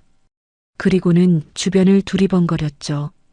그의 시선이 보일러실 구석, 빈 뚝배기에 꽂혔습니다. 어젯밤 영순 씨가 최 회장에게 먹였던 갈비탕 그릇이었습니다. 국물 한 방울 남기지 않고 싹 비워진 뚝배기. 박성훈이 성큼성큼 다가가 뚝배기를 집어들었습니다. 아, 이것 봐라. 아주 가관이네. 그가 뚝배기를 영순 씨의 눈앞에 흔들어 보였습니다. 이거 뭐야? 갈비탕도 몰래 갖다 줬네? 아닙니다. 제가 저녁 안 먹고 남겨둔 제 밥이었어요. 영순 씨가 다급하게 변명했습니다. 하지만 박성훈에게 진실 따위는 중요하지 않았습니다. 그에게는 지금 화풀이 대상과 돈을 뜯어낼 구실이 필요할 뿐이었으니까요. 니봐, 웃기지 마. 직원 식사는 가게 안에서 일하다가 처먹으라고 주는 거지. 이렇게 거지 새끼들 먹여 살리라고 주는 게 아니야. 이거 엄연한 도둑질이야, 알아? 사장님, 제발이요. 딱 한 번만 봐주세요. 사람이 죽게 생겼는데 어떻게 해요? 시끄러워. 목숨? 내 알바야. 내 허락 없이 내 가게 물건, 내 전기, 내 가스 쓴 거, 이거 다 도둑질이라고. 박성우는 들고 있던 빈 뚝배기를 바닥에 힘껏 내던졌습니다. 와장창 날카로운 파편들이 사방으로 튀었습니다. 최 회장은 본능적으로 몸을 움츠리며 머리를 감쌌습니다. 쨍그랑거리는 소리가 뇌리를 파고들 때마다 잃어버린 기억의 파편들이 조금씩, 아주 조금씩 자극을 받는 듯 했습니다. 지금의 공포가 최 회장을 압도하고 있었죠. 박성우는 주머니에서 스마트폰을 꺼내 들었습니다. 안 되겠다. 너 어제 나한테 1,000만 원 가불해 달라고 했지? 돈 없다고 징징 짜더니 뒤로는 이렇게 가게 거덜내고 있었냐? 이거 경찰에 신고해야겠네. 경찰이라니요. 영순 씨는 사색이 되어 박성훈의 바짓가랑이를 잡았습니다. 여기서 경찰서에 끌려가면 전과가 남을 수도 있고 당장 오늘 민지의 수술 보증금을 구하러 다닐 수도 없게 됩니다. 사장님, 잘못했습니다. 제가 죽을 죄를 지었습니다. 신고만은 제발 하지 말아주세요. 영순 씨는 바닥에 머리를 쿵쿵 찌으며 빌었습니다. 제가 변상하겠습니다. 갈비탕가, 가스비 다 갚겠습니다. 제 월급에서 제해주세요. 제발이요. 박성우는 비열한 웃음을 지으며 영순 씨를 내려다보았습니다. 변상? 당연히 해야지. 근데 갈비탕 한 그릇 값으로 퉁칠 생각하지 마. 무단 침입에 기물 파손까지. 합의금 2천만 원은 내놔야겠는데? 2천만 원이요? 영순 씨의 눈이 휘둥그레졌습니다. 2천만 원이라니. 당장 1,000만 원이 없어서 손녀가 죽어가는데 2천만 원을 내놓으라니. 왜? 억울해? 그럼 깜빵 가든가. 콩밥 먹으면 식비는 굳겠네. 박성우는 일일이 버튼을 누르려는 신용을 했습니다. 영순 씨는 숨이 넘어갈 듯 헐떡이며 울부짖었습니다. 사장님, 너무하십니다. 제가 이 가게에서 3년을 개처럼 일했습니다. 명절에도 안 쉬고 아파도 나오고 뚝배기 1,000개씩 닦으면서 손가락이 다 문드러졌습니다. 그런데 어떻게 저한테 이러십니까? 그 말에 박성훈의 표정이 싹 굳어졌습니다. 그는 영순 씨의 어깨를 발로 툭 밀었습니다. 누가 일하라고 협박했어? 돈 필요해서 내가 붙어 있었던 거잖아. 감성팔이 하지 마. 역겨우니까. 박성훈의 시선이 구석에 웅크린 최 회장에게 향했습니다. 노인은 영순 씨가 당하는 모습을 보며 주먹을 꽉 쥐고 있었습니다. 자신 때문에 은인이 공경에 처했다는 사실에 가슴 깊은 곳에서 뜨거운 것이 치밀어 오르고 있었죠. 그리고 이 노인네. 박성훈이 최 회장의 멱살을 잡아 일으켰습니다. 꼴의 옷은 따뜻하게 챙겨 입었네? 이거 우리 가게 훔쳐서 판 돈으로 사입힌 거 아냐? 박성훈은 영순 씨가 입혀준 조리복 상의와 가디건을 들추며 비아냥거렸습니다. 최 회장은 반항할 힘도 없이 무력하게 끌려 일어났습니다. 하지만 그의 눈빛만은 박성훈을 똑바로 노려보고 있었습니다. 그 눈빛에 박성훈은 순간 멈칫했습니다. 묘하게 기분 나쁜 서늘한 눈빛이었거든요. 뭘 꼬라봐? 노인네가 눈 안 깔아? 박성훈은 최 회장의 뺨을 툭툭 쳤습니다. 야, 아줌마. 선택해. 지금 당장 짐 싸서 나가면 경찰 신고는 안 할게. 대신 퇴직금, 밀린 월급, 꿈도 꾸지 마. 이걸로 퉁치는 거야 싫으면. 지금 바로 순찰차 부르고. 그것은 해고 통보였습니다. 그것도 가장 악랄한 방식의 해고였죠. 영순 씨는 망연자실한 표정으로 박성훈을 올려다보았습니다. 세상에 신이 있다면 어떻게 저런 악마를 그냥 두시는 걸까요? 제가 나가겠습니다. 영순 씨가 힘겹게 입을 열었습니다.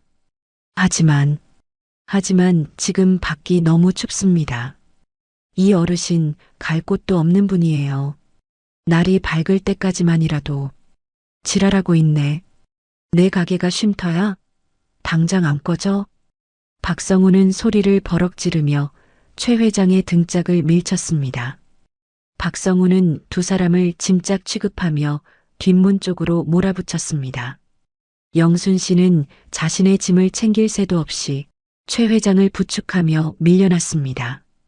철문이 열리자마자 칼날 같은 바람이 들이닥쳤습니다. 새벽의 냉기는 보일러실의 온기와는 비교도 안 될 정도로 잔인했습니다. 나가. 다시는 얼씬도 하지 마. 재수 없게. 쾅. 박성훈은 두 사람을 눈밭으로 내동댕이 치고는 철문을 굳게 닫아 걸었습니다. 안에서 잠그는 소리가 철커덕 하고 들려왔죠. 아. 영순 씨는 눈 속에 파묻힌 채 멍하니 닫힌 문을 바라보았습니다. 끝이었습니다. 직장도, 퇴직금도, 손녀의 수술비도, 마지막 자존심도 모두 저 문 뒤로 사라져 버렸습니다. 남은 건 혹독한 추위와 절망뿐이었습니다. 어르신, 괜찮으세요? 영순 씨는 울음을 삼키며 옆에 쓰러진 최 회장을 일으켰습니다. 최 회장은 눈밭에 엎드린 채 거친 숨을 몰아쉬고 있었습니다. 박성훈에게 걷어차인 옆구리가 끊어질 듯 아팠지만 육체의 고통보다 더 큰 충격이 뇌리를 강타하고 있었습니다. 돈 없는 노인네들은 다 죽어야 해. 방금 전 박성훈이 내뱉었던 그 말이 최 회장의 머릿속에서 메아리 쳤습니다. 돈이 없다는 것, 힘이 없다는 것, 그것이 이토록 처참하게 짓밟힐 죄인가. 내가 살았던 세상은 이런 곳이 아니었는데, 아니, 어쩌면 내가 높은 곳에 있어서 보지 못했던 진짜 세상의 바닥이 바로 이런 모습이었던 건가. 최 회장은 떨리는 손으로 바닥에 눈을 움켜쥐었습니다. 차가운 눈이 손안에서 녹아 물이 되었습니다. 그는 고개를 들어 영순 씨를 바라보았습니다. 그녀의 눈썹과 머리카락에 하얀 눈이 내려앉아 있었습니다. 자신을 감싸주려다 모든 것을 잃은 여인. 그녀의 눈에서 흐르는 뜨거운 눈물이 볼을 타고 내려와 차가운 눈밭 위에 뚝뚝 떨어지고 있었습니다. 죄송해요. 어르신, 제가 힘이 없어서. 영순 씨는 자신의 옷을 벗어 최 회장의 어깨에 덮어주려 했습니다. 얇은 니트 하나만 입은 채 말이죠. 아니, 괜찮아요. 최 회장이 쉰 목소리로 말하며 영순 씨의 손을 막았습니다. 그의 손은 얼음장처럼 차가웠지만 그 안에 담긴 힘은 단호했습니다. 최 회장은 비틀거리며 자리에서 일어났습니다. 어둠 속에서 그의 눈빛이 달라져 있었습니다. 초점을 잃고 흐리멍덩하던 눈동자에 서서히 이성이 돌아오고 있었습니다. 박성훈이 가한 모욕과 폭력, 그리고 영순 씨의 눈물이 그동안 막혀있던 기억의 댐을 건드리기 시작한 것입니다. 분노. 그것은 기억을 되살리는 가장 강력한 트리거였습니다. 추워요. 어르신, 일단 저쪽 바람 피하는 곳으로. 영순 씨가 그를 부축하려 했지만 최 회장은 가게 뒷문을 노려보고 있었습니다. 굳게 닫힌 철문 너머 따뜻한 히터 바람을 쐬며 낄낄거리고 있을 박성훈의 얼굴이 그려졌습니다. 감히 날 건드려? 최 회장의 입에서 하얀 입김이 뿜어져 나왔습니다. 그것은 단순한 입김이 아니라 용이 내뿜는 분노의 서기처럼 보였습니다. 머릿속을 가득 채우던 하얀 안개가 걷히기 시작했습니다. 마치 낡은 필름이 빠르게 돌아가듯 끊어졌던 기억의 조각들이 폭포수처럼 쏟아져 들어왔습니다.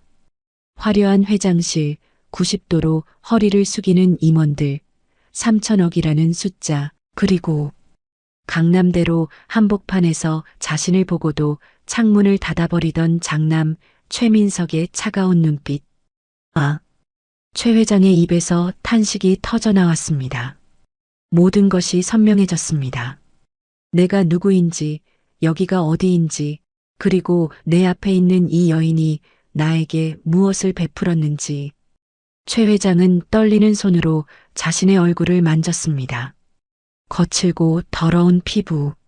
하지만 그 안에 들어있는 영혼은 더 이상 힘없는 노숙자가 아니었습니다. 대한민국 유통업계의 신화, 진성그룹의 총수 최진철. 그가 돌아왔습니다. 최 회장은 천천히 고개를 들었습니다. 눈보라가 그의 얼굴을 때렸지만 그는 눈 하나 깜짝하지 않았습니다. 흐리멍텅하던 눈동자에 서글픈 빛이 보이기 시작했습니다. 그것은 수만 명의 직원을 호령하던 제왕의 눈빛이었고 산전수전 다 겪은 맹수의 눈빛이었습니다. 어르신? 왜 그러세요? 어디 많이 편찮으세요? 영순 씨는 최 회장의 달라진 분위기를 감지하고 물었습니다. 방금 전까지 아이처럼 울던 노인이 아니었습니다. 뿜어져 나오는 기운이 너무나 차갑고 날카로워서 영순 씨는 저도 모르게 뒷걸음질을 칠 뻔했죠. 최 회장은 천천히 몸을 일으켰습니다. 비틀거리던 다리에 힘이 들어갔습니다. 척추가 꼿꼿하게 펴졌습니다. 넝마 같은 조리복을 걸치고 있었지만 그 모습은 마치 용포를 입은 왕처럼 위험 있어 보였습니다. 그는 굳게 닫힌 대왕 갈비탕의 뒷문을 노려보았습니다. 저 문 너머에 있는 자, 감히 내 은인을 눈밭에 내던진 자, 그리고 내 건물을 점거하고 있는 오만한 세입자, 박성훈, 그리고 최민석. 입술을 깨물자 비릿한 피 맛이 났습니다. 그 피 맛이 최 회장의 복수심을 더욱 뜨겁게 달구었습니다. 용서는 없다. 자비도 없다. 내 목숨을 구한 이 여인에게는 천금을 줄 것이고 나를 버린 놈들에게는 천벌을 내릴 것이다. 그것이 최진철의 방식이었습니다. 핸드폰. 최 회장이 입을 열었습니다. 쉰 목소리였지만 그 안에는 거부할 수 없는 힘이 실려 있었습니다. 영순 씨는 깜짝 놀라 그를 쳐다보았습니다. 네. 혹시 핸드폰 좀 빌릴 수 있어요? 그것은 부탁이 아니었습니다. 명령에 가까운 하지만 지극히 정중한 어조였습니다. 영순 씨는 얼떨결에 주머니에서 자신의 낡은 스마트폰을 꺼냈습니다. 액정이 금가고 테이프로 감아놓은 구형 모델이었죠. 여기 있어요. 어디 연락하실 때라도. 최 회장은 핸드폰을 받았습니다. 전화 한 통하면 충분했습니다. 이 지옥 같은 상황을 뒤집는 데는 단 1분도 걸리지 않을 것입니다.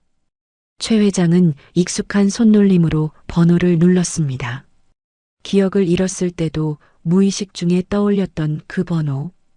30년 동안 자신의 그림자처럼 곁을 지켰던 비서실장 김형석의 번호였습니다. 뚜루루, 뚜루루. 신호가 가는 동안 최 회장은 하늘을 올려다보았습니다. 잿빛 하늘에서 끝없이 눈이 쏟아지고 있었습니다. 마치 하늘이 그의 귀환을 축하하며 꽃가루를 뿌리는 것 같았습니다. 여보세요?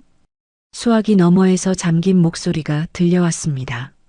새벽잠을 설친 듯한 하지만 예의 바른 김 실장의 목소리였습니다. 최 회장은 숨을 깊게 들이마셨습니다. 김 실장. 짧은 부름. 그 한마디에 수화기 너머에는 정적이 흘렀습니다. 1초, 2초, 3초. 숨소리조차 멈춘 듯한 침묵이 지나고 김 실장의 떨리는 목소리가 들려왔습니다. 회장님? 믿을 수 없다는 듯 환청을 들은 게 아닌가 의심하는 듯한 목소리였습니다. 그도 그럴 것이 경찰과 119 대원들이 일주일째 산을 뒤져도 시신조차 찾지 못해 사실상 사망으로 결론 나기 직전이었으니까요. 그래, 나다. 최 회장은 담담하게 대답했습니다. 세상에, 회장님, 살아계셨습니까? 도대체 어디 계신 겁니까? 김 실장의 목소리가 울음 섞인 비명으로 변했습니다. 길게 설명할 시간 없다. 잘 들어라. 최 회장의 눈빛이 번뜩였습니다. 강남대로에 있는 대왕 갈비탕 앞이다. 최 회장은 가게 간판을 쏘아보며 말을 이었습니다. 전화를 끊은 최 회장은 천천히 영순 씨에게 폰을 돌려주었습니다. 영순 씨는 입을 다물지 못한 채 최 회장을 바라보고 있었습니다. 방금 전 통화 내용이 도무지 믿기지 않았지만 노인에게서 풍기는 기백은 거짓이 아니었습니다. 최 회장은 영순 씨의 꽁꽁 언 양손을 자신의 두 손으로 꼭 감싸쥐었습니다. 조금만 기다리세요. 곧 따뜻한 차가 올 겁니다. 최 회장은 굳게 닫힌 갈비탕집 뒷문을 턱으로 가리켰습니다. 밀린 월급, 퇴직금 제가 받아드릴게요. 걱정 마세요. 눈보라가 더욱 거세졌지만 두 사람 사이에는 더 이상 추위가 느껴지지 않았습니다. 새벽의 어둠을 뚫고 멀리서 자동차 엔진 소리가 들려오기 시작했습니다. 모든 것을 제자리로 돌려놓을 힘, 그리고 처절한 응징의 시간이 다가오고 있었습니다. 서울대학병원 21층 VIP 병동. 대한민국 상위 1%만이 입원할 수 있다는 이곳에서도 가장 넓고 화려한 특실의 공기는 무겁게 가라앉아 있었습니다. 창밖으로는 밤새 내리던 눈이 그치고 눈부신 겨울 햇살이 비치고 있었지만 병실 안은 마치 시베리아 벌판처럼 차가웠죠. 최진철 회장은 널찍한 환자용 침대에 비스듬히 기대어 앉아 있었습니다. 영순 씨가 끓여준 갈비탕을 먹고 기력을 되찾은 덕분인지 아니면 복수심이라는 새로운 연료가 주입된 덕분인지 그의 안색은 며칠 전과는 비교도 안 될 만큼 또렷해져 있었습니다. 물론 며칠간의 노숙 생활로 인해 얼굴 곳곳에 긁힌 상처와 동상 자국이 남아 있었지만 말끔하게 면도를 하고 환자복을 입은 그의 모습에서는 다시금 그룹 총수의 위엄이 뿜어져 나오고 있었죠. 회장님, 부회장님께서 도착하셨습니다. 들어오시라고 할까요? 비서실장이 침대맡에 서서 조용히 물었습니다. 그의 손에는 최신형 태블릿 PC가 들려 있었고 표정은 평소보다 더욱 딱딱하게 굳어 있었습니다. 최 회장은 대답 대신 천천히 눈을 감았다 떴습니다. 그 짧은 순간 그의 눈동자 속에서 수만 가지 감정이 스쳐 지나갔습니다. 슬픔, 허망함, 그리고 서슬퍼런 분노. 평생을 바쳐 키워낸 자식이 자신을 버렸다는 사실을 확인하는 것은 뇌진탕의 후유증보다 더 끔찍한 고통이었습니다. 들여보내. 최 회장의 목소리는 낮고 건조했습니다. 마치 판결을 앞둔 재판장의 목소리 같았죠. 병실 문이 거칠게 열렸습니다. 보통은 노크를 하고 들어오는 것이 예의였지만 지금 들어오는 사람은 예의 따위는 안중에도 없는 듯 했습니다.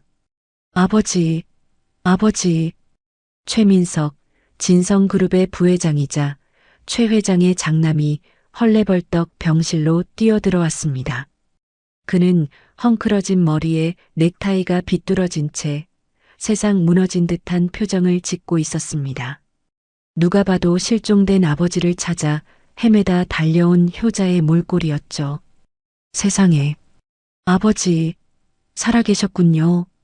하느님 감사합니다. 정말 감사합니다. 민석은 침대 앞으로 달려와 털썩 무릎을 꿇었습니다. 그리고는 최 회장의 손을 잡고 오열하기 시작했습니다. 어디 계셨던 거예요?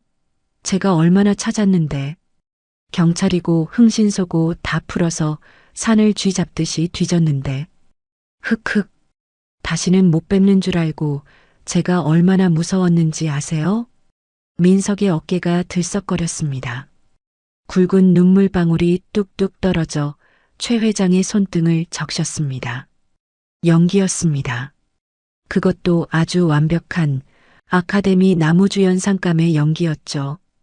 민석의 속마음은 정반대였습니다. 젠장, 젠장, 젠장. 왜 살아있는 거야? 며칠만 더 버티면 실종 선고받을 수 있었는데. 노인네 명줄 한번 즐기네.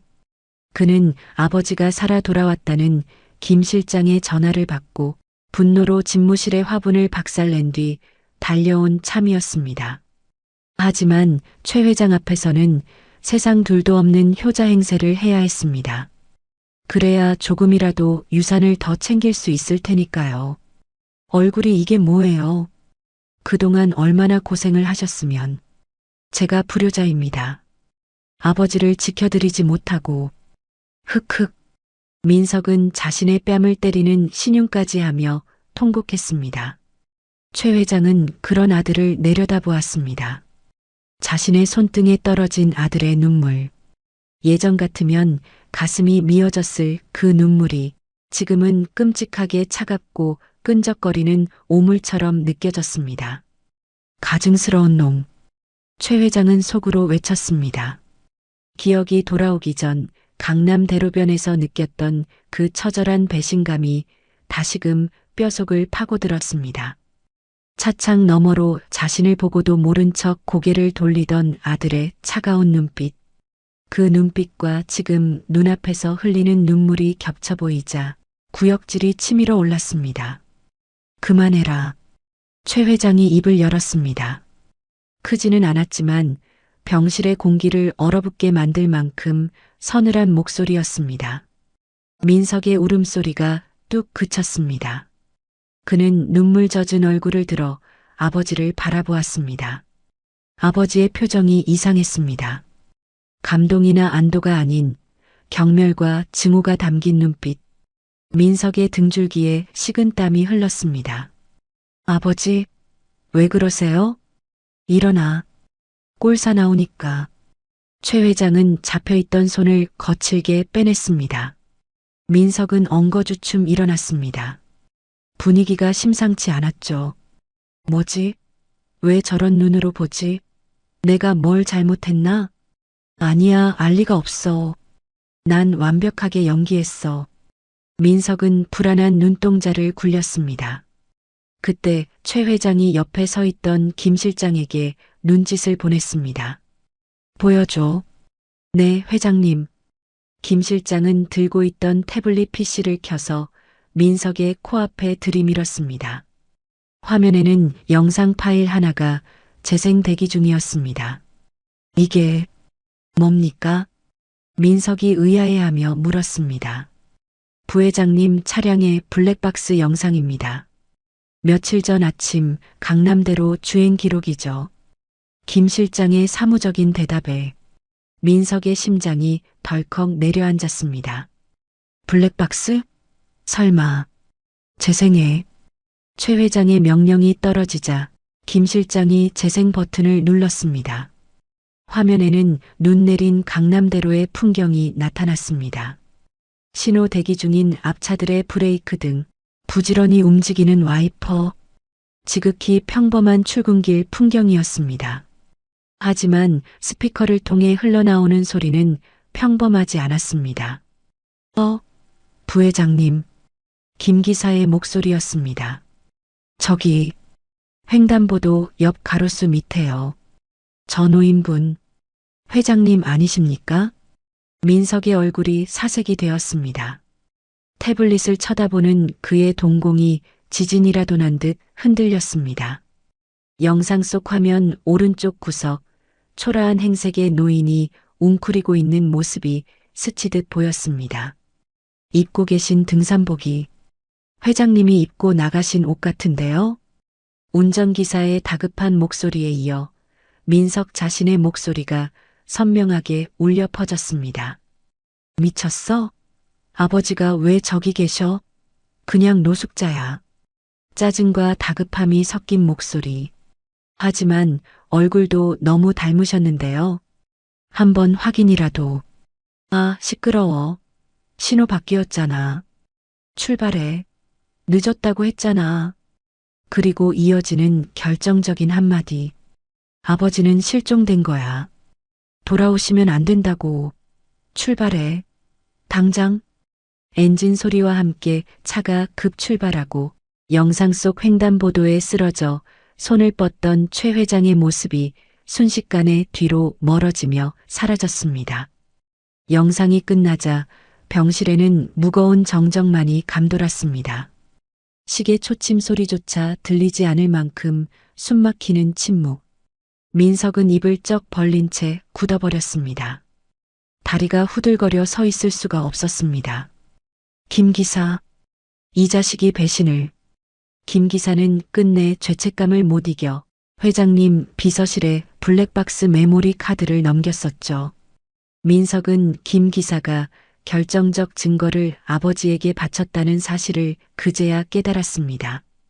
더 이상 빠져나갈 구멍이 없었습니다. 얼굴을 받네 안 받네 우길 수도 없었습니다. 자신의 육성으로 돌아오시면 안 된다라고 말하는 게 녹음되어 있었으니까요. 아버지, 그게 아니라.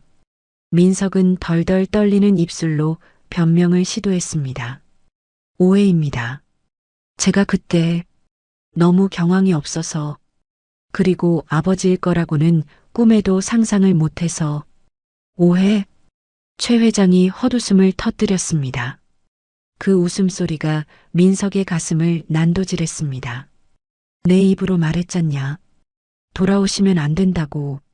아버지는 실종된 거라고. 그건 그냥 말이 헛나온 겁니다. 제가 얼마나 아버지를 찾았는데요. 이건 김 기사가 조작한 겁니다. 절 모함하려고. 닥쳐. 최 회장의 불호령이 떨어졌습니다. 벼락 같은 고함 소리에 병실 창문이 윙윙 울릴 정도였습니다. 민석은 숨을 들이키며 뒷걸음질 쳤습니다. 짐승만도 못한 놈. 내가 너를 내 핏줄이라고 내 새끼라고 믿고 회사를 맡기려 했다니. 내 눈을 내가 찔러버리고 싶구나. 최 회장의 눈에서 뜨거운 눈물이 흘러내렸습니다. 그것은 슬픔이 아니었습니다. 자식을 잘못 키운 아비의 뼈저린 회한이었습니다. 김 실장에게 보고 들었다. 내가 실종된 지 하루 만에 이사회를 소집해 회장 대행 체제로 전환하고 내 금고를 열려고 해? 아버지, 회사는 돌아가야 하니까. 저는 그저 내 장례식 치르고 유산 상속받을 생각에 아주 신이 났었지. 늙은 아비가 산속에서 얼어 죽어가는데 너는 샴페인을 터뜨릴 준비를 하고 있었어. 최 회장은 침대 옆 협탁에 있던 유리 물컵을 집어들어 민석의 발치에 던졌습니다. 와장창 산산조각 난 유리 파편이 민석의 구두 위로 튀었습니다. 민석은 비명을 지르며 주저앉았습니다. 살려주세요. 아버지, 잘못했습니다. 한 번만 용서해 주세요. 제가 미쳤었나 봅니다. 돈에 눈이 멀어서. 민석은 바닥을 기어가 최 회장의 침대 시트를 붙잡고 매달렸습니다. 눈물 콧물 범벅이 된 얼굴로 애원했습니다. 이제 더 이상 부회장의 체면 따위는 없었습니다. 그저 아버지의 지갑에 기생하는 나약한 기생충의 본 모습뿐이었죠. 용서? 그래, 용서해 줄 수도 있지. 최 회장이 차갑게 말했습니다. 민석의 얼굴에 화색이 돌았습니다. 정말이세요? 감사합니다. 아버지, 단 조건이 있다. 지금 당장 나가서 그날 내가 있었던 그 횡단보도에 가서 무릎 꿇고 빌어라. 지나가는 사람들에게 내가 아버지를 버린 페르나입니다라고 소리치면서 내가 죽기를 바랐던 내 영혼에게 빌어. 네, 그건 못하겠냐? 그럼 당장 꺼져. 넌 오늘부로 내 아들이 아니다. 진성그룹 부회장, 웃기지 마라. 넌 이제부터 아무것도 아니야. 내가 가진 주식, 법인카드, 차, 집, 전부 회사 명의지? 당장 반납하고 빈몸으로 나가. 사형 선고였습니다. 민석은 믿을 수가 없었습니다. 빈털털이라니. 재벌 2세로 평생을 살아온 그에게 돈 없는 삶은 상상조차 할 수 없는 공포였습니다. 아버지, 이러실 순 없습니다. 제가 장남이잖아요. 제가 이 집안의 기둥인데 어떻게 저를... 기둥? 썩은 기둥은 잘라내야 집이 안 무너지는 법이지. 뭐해? 끌어내. 최 회장의 외침에 병실 문이 열리고 건장한 경호원 2명이 들어왔습니다. 이놈 당장 끌어내. 다시는 내 눈앞에 그리고 회사 근처에 얼씬도 못하게 해. 알았나? 네, 알겠습니다. 경호원들이 민석의 양팔을 결박했습니다. 민석은 발버둥을 쳤습니다. 나, 놓으라고. 내가 부회장이야. 이거 안 나? 아버지, 잘못했어요. 민석은 끝까지 아버지의 아니가 아닌 돈을 부르짖었습니다. 그 추악한 모습에 최 회장은 고개를 돌려버렸습니다. 더 이상 보고 싶지도 않았습니다. 아버지, 으악. 민석의 절규가 복도 끝으로 멀어지다 이내 사라졌습니다. 병실에는 다시 정적만이 남았습니다. 폭풍이 휩쓸고 지나간 자리처럼 황량했습니다. 최 회장은 침대에 힘없이 기대어 천장을 올려다보았습니다. 눈가에 고여있던 눈물이 주르륵 흘러내려 귓바퀴를 적셨습니다. 자식을 제 손으로 내친 아비의 심정. 속이 시원할 줄 알았는데 가슴 한구석이 뻥 뚫린 것처럼 시리고 아팠습니다. 여보, 미안해.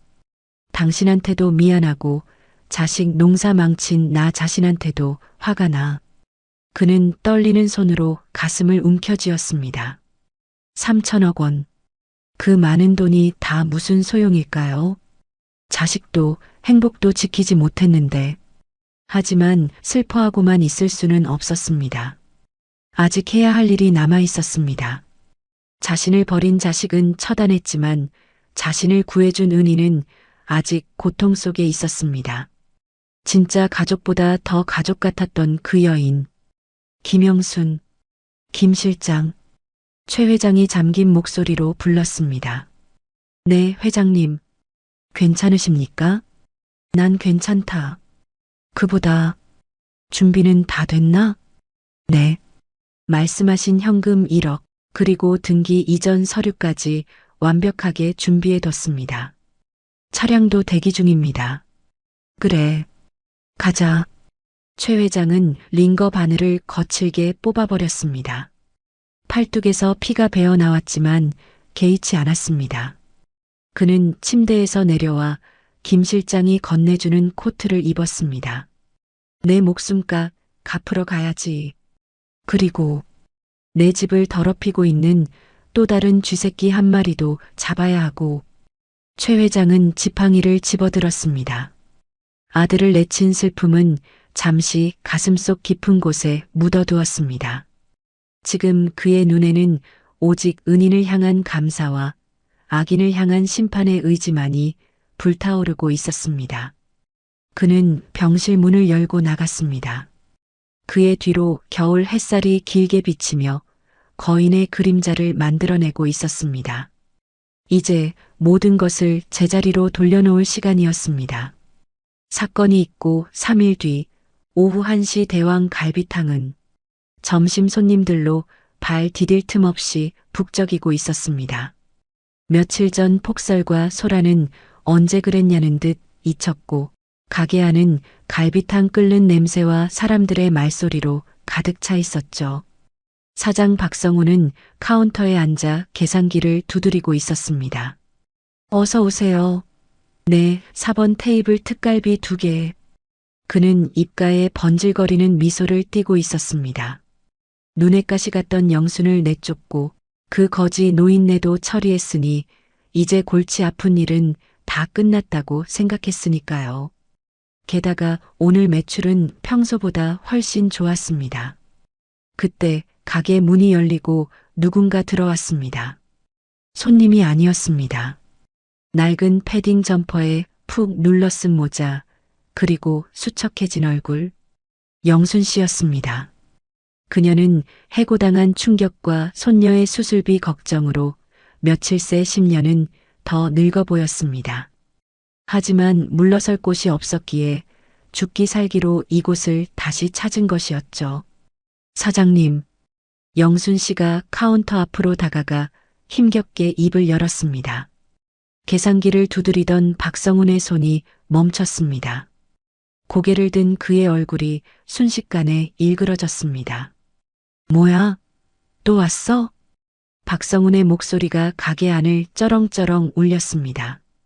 식사하던 손님들의 시선이 일제히 카운터로 쏠렸죠. 사장님, 제발 부탁드립니다. 밀린 월급이라도 주세요. 퇴직금은 바라지도 않겠습니다. 당장 이번 달 일한 거라도 주셔야.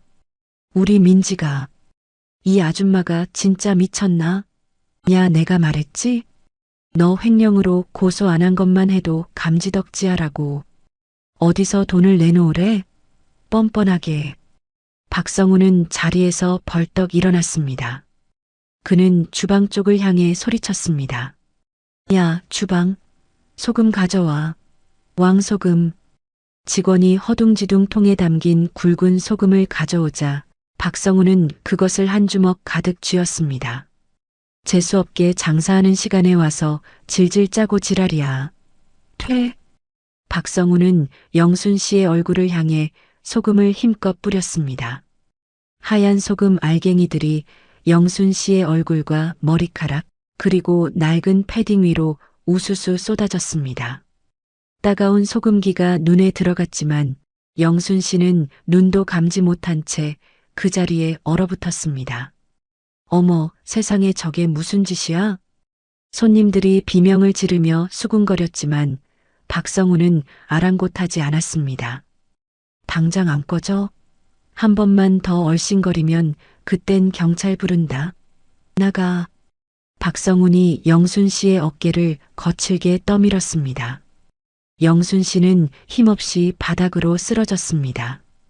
차가운 타일 바닥에 무릎이 닿았지만 아픔조차 느껴지지 않았습니다. 그저 서럽고 비참하고 죽고 싶은 마음뿐이었습니다. 민지야, 할미가 미안해. 할미가 돈도 못 받아오고. 영순 씨가 바닥에 엎드려 오열하던 바로 그때였습니다. 가게 앞 도로에 묵직한 엔진 소리가 울려 퍼졌습니다. 한 대가 아니었습니다. 육중한 검은색 세단 서너 대가 가게 입구를 가로막으며 멈춰 섰습니다. 식사하던 손님들이 창밖을 내다보며 웅성거리기 시작했습니다. 뭐야? 저 차들 벤틀리 아니야? 운전석에서 검은 정장을 입은 건장한 사내들이 내렸습니다. 그들은 절도 있는 동작으로 가게 문을 활짝 열고 양옆으로 도열했습니다. 마치 왕의 행차를 준비하는 호위무사들 같았죠. 박성우는 소금을 털다 말고 멍하니 그 광경을 바라보았습니다. 뭐지? 시장이라도 왔나? 아니면 본사 회장님? 그때 열린 문 사이로 한 노신사가 걸어 들어왔습니다. 최고급 캐시미어 코트에 중절모를 쓰고 한 손에는 흑단 지팡이를 짚은 노인. 백발은 말끔하게 넘겨져 있었고 얼굴에서는 범접할 수 없는 귀티가 흘렀습니다. 뒤따르는 비서가 든 가방만 봐도 명품 중에 명품이었습니다. 가게 안에는 순식간에 정적이 흘렀습니다. 숟가락 부딪히는 소리조차 멈췄습니다. 그 노인의 등장이 주는 압도적인 위압감 때문이었습니다. 박성우는 본능적으로 굽실거렸습니다. 돈 냄새를 맡은 하이에나처럼 말이죠. 아이고, 어서 오십시오. 귀한 분이 오셨네요. 몇 분이십니까? VIP룸으로 모실까요? 박성훈이 비굴한 미소를 지으며 다가갔습니다. 하지만 노신사는 대답이 없었습니다. 그는 박성훈을 투명 인간 취급하며 바닥에 쓰러져 있는 영순 씨에게 다가갔습니다. 노신사는 허리를 굽혀 영순 씨의 어깨에 묻은 소금을 털어주었습니다. 그리고 자신의 코트를 벗어 영순 씨의 어깨에 덮어주었죠. 따뜻한 온기가 영순 씨를 감쌌습니다. 영순 씨가 눈물 젖은 눈을 들어 노인을 바라보았습니다.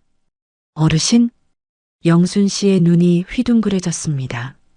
며칠 전 자신의 보일러실에서 덜덜 떨며 갈비탕을 먹던 그 노숙자 할아버지였습니다. 옷차림은 바뀌었지만 그 따뜻한 눈빛만은 그대로였습니다. 늦어서 미안합니다. 여사님, 최 회장은 영순 씨를 부축해 일으켰습니다. 그리고는 천천히 고개를 돌려 박성훈을 바라보았습니다. 따뜻했던 눈빛이 순식간에 시베리아 늑대처럼 차갑게 변했습니다. 박성훈은 상황 파악이 안 돼 눈만 깜빡이고 있었습니다. 저 노인네, 어디서 많이 봤는데? 설마, 자네 나 기억하나? 최 회장이 낮고 굵은 목소리로 물었습니다. 박성훈의 동공이 흔들렸습니다. 그 목소리, 그 눈빛, 며칠 전 자신이 뒷발질로 쫓아냈던 그 거지가 분명했습니다. 너는 그때 그 거지? 거지라. 최 회장은 피식 웃음을 터뜨렸습니다. 그리고 옆에 서 있던 김 실장에게 손을 내밀었습니다. 김 실장은 들고 있던 007 가방을 열어 최 회장에게 건넸습니다. 가방 안에는 5만 원권 현금 다발이 벽돌처럼 꽉 차 있었습니다. 자네가 그랬지? 돈 없는 노인네들은 다 죽어야 한다고. 최 회장은 현금 다발 한 뭉치를 꺼내 들었습니다. 1,000만 원 묶음이었습니다. 그리고 이 여사님한테 그랬지? 갈비탕 한 그릇 훔쳐먹인 도둑년이라고. 아니 그게. 받아라. 이게 그 갈비탕 값이다.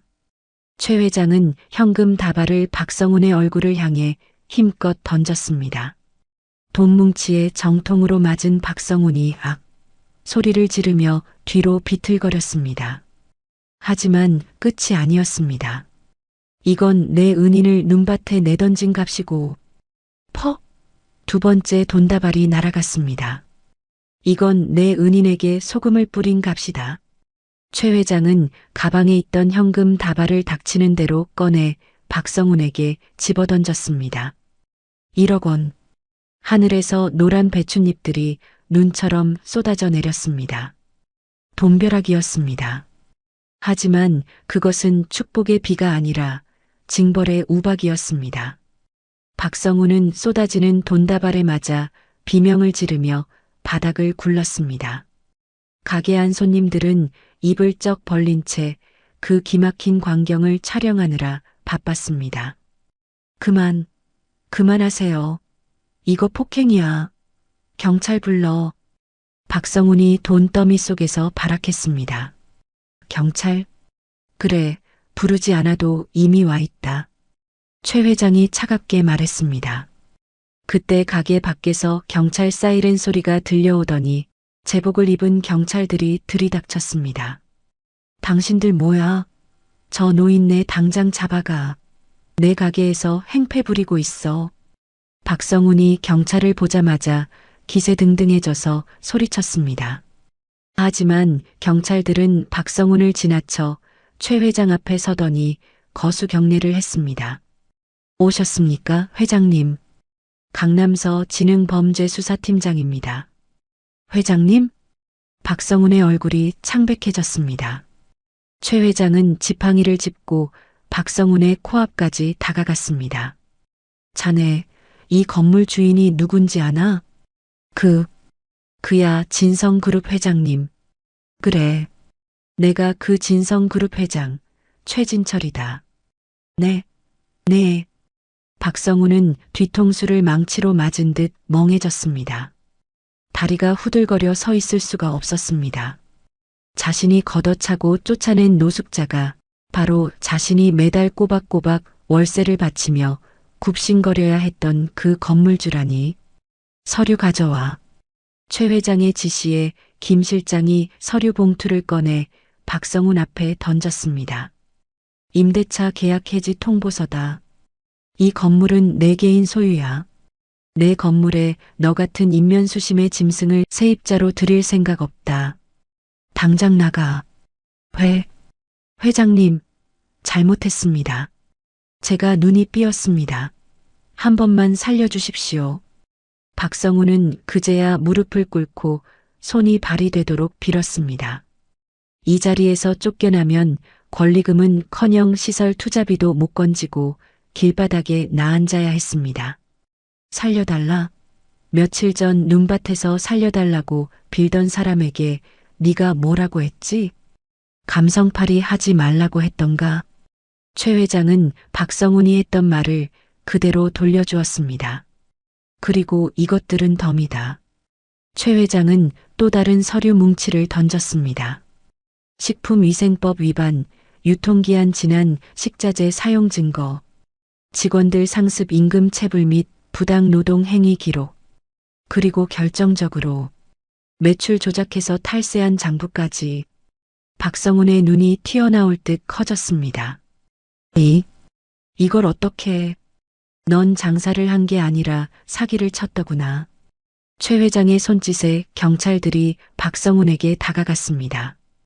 박성훈 씨, 식품위생법 위반 및 조세 포탈, 그리고 특수폭행 혐의로 긴급 체포합니다. 잠깐만요. 회장님, 제가 다 보상하겠습니다. 2배로, 아니 10배로 갚겠습니다. 제발 감옥만은. 수갑이 채워지는 순간에도 박성훈은 돈 타령을 했습니다. 보상? 필요 없다. 넌 콩밥이나 먹으면서 반성해라. 아, 식비는 굳어서 좋겠네. 내가 아까 김 여사한테 그랬지? 최 회장은 싸늘하게 비웃었습니다.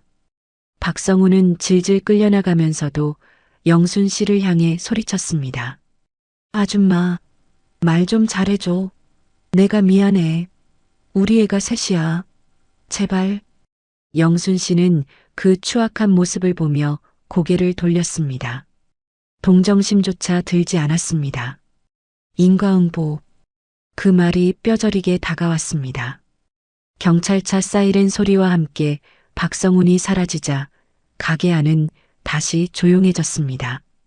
바닥에는 흩뿌려진 1억 원의 현금 다발과 하얀 소금만이 묘하게 어우러져 뒹굴고 있었죠. 최 회장은 영순 씨를 바라보았습니다. 그녀는 여전히 어깨를 떨며 울고 있었습니다. 그것은 슬픔의 눈물이 아니라 억울함이 풀린 안도감과 벅차오르는 감동의 눈물이었습니다. 여사님, 많이 놀라셨죠? 최 회장의 목소리가 다시 부드럽게 돌아왔습니다. 어르신, 아니 회장님, 이게 다 무슨 일입니까? 저는 꿈을 꾸는 것 같아요. 꿈 아닙니다. 여사님이 베푸신 그 따뜻한 갈비탕 한 그릇에 대한 정당한 대가입니다. 최 회장은 영순 씨의 퉁퉁 부르튼 손을 잡았습니다. 거칠고 못난 손이었지만 최 회장에게는 세상에서 가장 아름다운 손이었습니다. 제 목숨값이 겨우 이 돈 1억과 같겠습니까? 하마는. 이걸로 손녀 수술부터 시키십시오. 병원에는 제가 이미 다 이야기해 두었습니다. 국내 최고의 의료진이 대기 중입니다. 회장님, 감사합니다. 정말 감사합니다. 영순 씨는 최 회장의 손을 잡고 그 자리에 주저앉아 통곡했습니다. 민지를 살릴 수 있다. 이제 살았다. 그 안도감이 전신을 휘감았습니다. 최 회장은 그런 영순 씨를 따뜻하게 내려다보았습니다. 3천억을 가지고도 채우지 못했던 가슴 속의 공허함이 이 여인의 눈물로 채워지는 기분이었습니다. 돈으로 사람을 부릴 수는 있어도 마음을 살 수는 없다는 것을 이제야 깨달은 것이죠. 그리고 이 가게 말입니다. 최 회장이 가게를 둘러보며 말했습니다. 박성훈이가 쓰던 간판은 다 떼버리고 여사님 이름으로 새로 시작하십시오. 임대료? 그런 거 필요 없습니다. 그냥 저한테 평생 맛있는 갈비탕이나 한 그릇씩 주시면 됩니다. 주변에 있던 손님들이 일제히 박수를 치기 시작했습니다. 와, 회장님 멋지십니다. 축하드려요. 이제 꽃길만 걸으세요. 우레와 같은 박수 소리 속에서 영순 씨와 최 회장은 서로를 마주보며 미소 지었습니다. 바깥에는 여전히 찬 바람이 불고 있었지만 대왕 갈비탕에는 봄날 같은 온기가 가득 차오르고 있었습니다. 그것은 단순한 권선징악의 결말이 아니었습니다. 사람이 사람에게 베푼 작은 정이 돌고 돌아 기적이라는 이름으로 되돌아온 아름다운 증거였습니다. 계절은 돌고 돌아 다시 겨울이 찾아왔습니다. 강남의 빌딩 숲 사이로 또다시 한방눈이 펑펑 쏟아지던 어느 날 점심, 예전 대왕 갈비탕이 있던 그 자리에 새로운 간판이 걸려 있었습니다. 투박하지만 정감 있는 글씨체로 쓰인 은혜 갈비탕이라는 5글자였죠.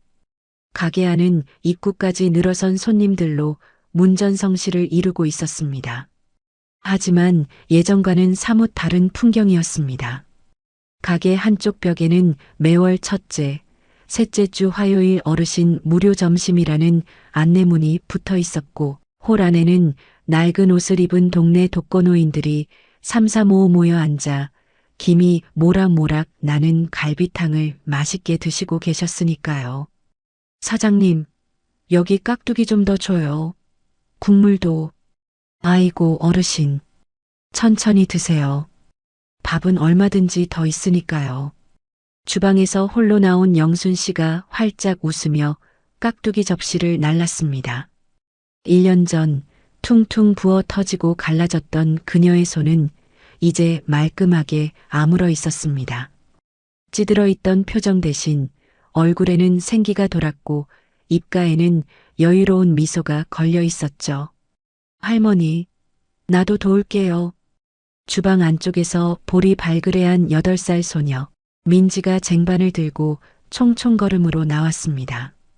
수술이 성공적으로 끝나 건강을 되찾은 민지는 이제 병원 침대가 아닌 할머니 곁에서 씩씩하게 심부름을 하고 있었습니다. 영순 씨는 그런 손녀의 머리를 쓰다듬으며 생각했습니다. 이것이 기적이 아니면 무엇일까 하고 말이죠. 점심 장사가 얼추 끝나갈 무렵 가게 문에 달린 종이 딸랑하고 울렸습니다. 영순 씨는 본능적으로 고개를 들었습니다. 눈이 오는 날이면 어김없이 찾아오는 그 손님이 올 시간이었으니까요. 어서 오세요. 문을 열고 들어선 사람은 최진철 회장이었습니다. 그는 어깨에 쌓인 눈을 툭툭 털며 들어왔습니다.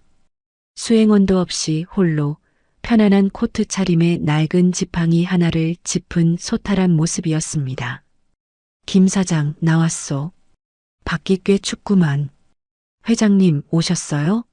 길이 많이 미끄럽죠? 영순 씨가 반색하며 달려나가 최 회장의 코트를 받아주었습니다. 두 사람 사이에는 더 이상 건물주와 세입자 혹은 회장과 참모라는 격식이 없었습니다. 그저 생사의 고비를 함께 넘은 오래된 법 같은 편안함만이 흐르고 있었죠. 최 회장은 늘 앉던 창가 쪽 지정석에 자리를 잡았습니다. 영순 씨는 주방으로 들어가 가장 실한 갈빗대가 들어간 뚝배기를 끓여내왔습니다. 보글보글 끓는 국물 위에 파를 듬뿍 얹은 특제 갈비탕이었습니다. 영순 씨도 앞치마를 벗고 뚝배기 한 그릇을 떠서 최 회장의 맞은편에 앉았습니다. 드세요. 방금 끓여서 국물이 아주 진해요. 허허, 냄새부터가 다르군. 역시 김 사장 손맛은 대한민국 제일이야. 최 회장은 숟가락으로 국물을 떠서 호호 불어 마셨습니다. 뜨끈한 국물이 목을 타고 넘어가자 그의 얼굴에 행복한 미소가 번졌습니다. 좋다. 정말 좋아. 회장님, 기억나세요? 작년 이맘때 저희 보일러실에서 처음 드셨던 거요. 영순 씨의 말에 최 회장이 껄껄 웃었습니다. 기억나다마다 내 평생 3천억을 벌면서 사내진미 다 먹어봤지만 그때 김 사장이 몰래 갖다 준 그 식은 갈비탕보다 맛있는 건 없었어. 그게 내 목숨을 살린 약이었지. 저도 회장님 아니었으면 우리 민지 벌써 하늘나라 갔을 거예요. 이 가게도 제 인생도 다 회장님이 주신 겁니다. 영순 씨의 눈가가 촉촉해졌습니다. 최 회장은 손을 저으며 말했습니다. 에이, 그런 소리 마시오. 나는 그냥 밥값을 냈을 뿐이야. 사람이 은혜를 입었으면 갚는 게 당연한 거지. 두 노인은 창밖을 바라보았습니다. 유리창 너머 세상은 온통 하얀 눈보라가 휘몰아치고 있었습니다. 1년 전 두 사람을 벼랑 끝으로 내몰았던 그 차갑고 무서웠던 눈이 이제는 한 폭의 그림처럼 평화롭게 보였습니다. 창밖의 바람은 매서웠지만 가게 안은 펄펄 끓는 뚝배기의 열기와 두 사람의 온기로 훈훈했습니다. 김 사장, 네, 회장님. 우리 오래오래 봅시다. 나 죽을 때까지 이 갈비탕 먹게 해줘. 그럼요. 회장님, 제가 평생 끓여드릴게요. 최 회장과 영순 씨는 서로를 마주보며 환하게 웃었습니다. 뚝배기 위로 피어오르는 하얀 김 사이로 피보다 진한 정이 흐르고 있었습니다. 가진 것을 나눌 줄 아는 마음, 그 마음들이 모여 만든 기적 같은 풍경. 그렇게 은혜 갈비탕의 겨울은 그 어느 곳보다 따뜻하게 깊어가고 있었습니다. 여러분은 그 어려운 상황 속에서도 최 회장을 도운 영순 씨의 행동 어떻게 보셨나요? 만약 여러분이라면 낯선 노인을 위해 선뜻 문을 열어줄 수 있으셨을까요? 그리고 악덕 사장과 패륜 아들을 향한 최 회장의 통쾌한 복수, 속이 시원하게 뻥 뚫리셨는지 궁금합니다. 여러분의 솔직한 생각을 댓글로 남겨주세요. 짧은 글이라도 함께 이야기 나누어 보아요. 재미있게 들으셨다면 구독과 좋아요도 꼭 부탁드립니다. 오늘도 따뜻한 하루 보내세요.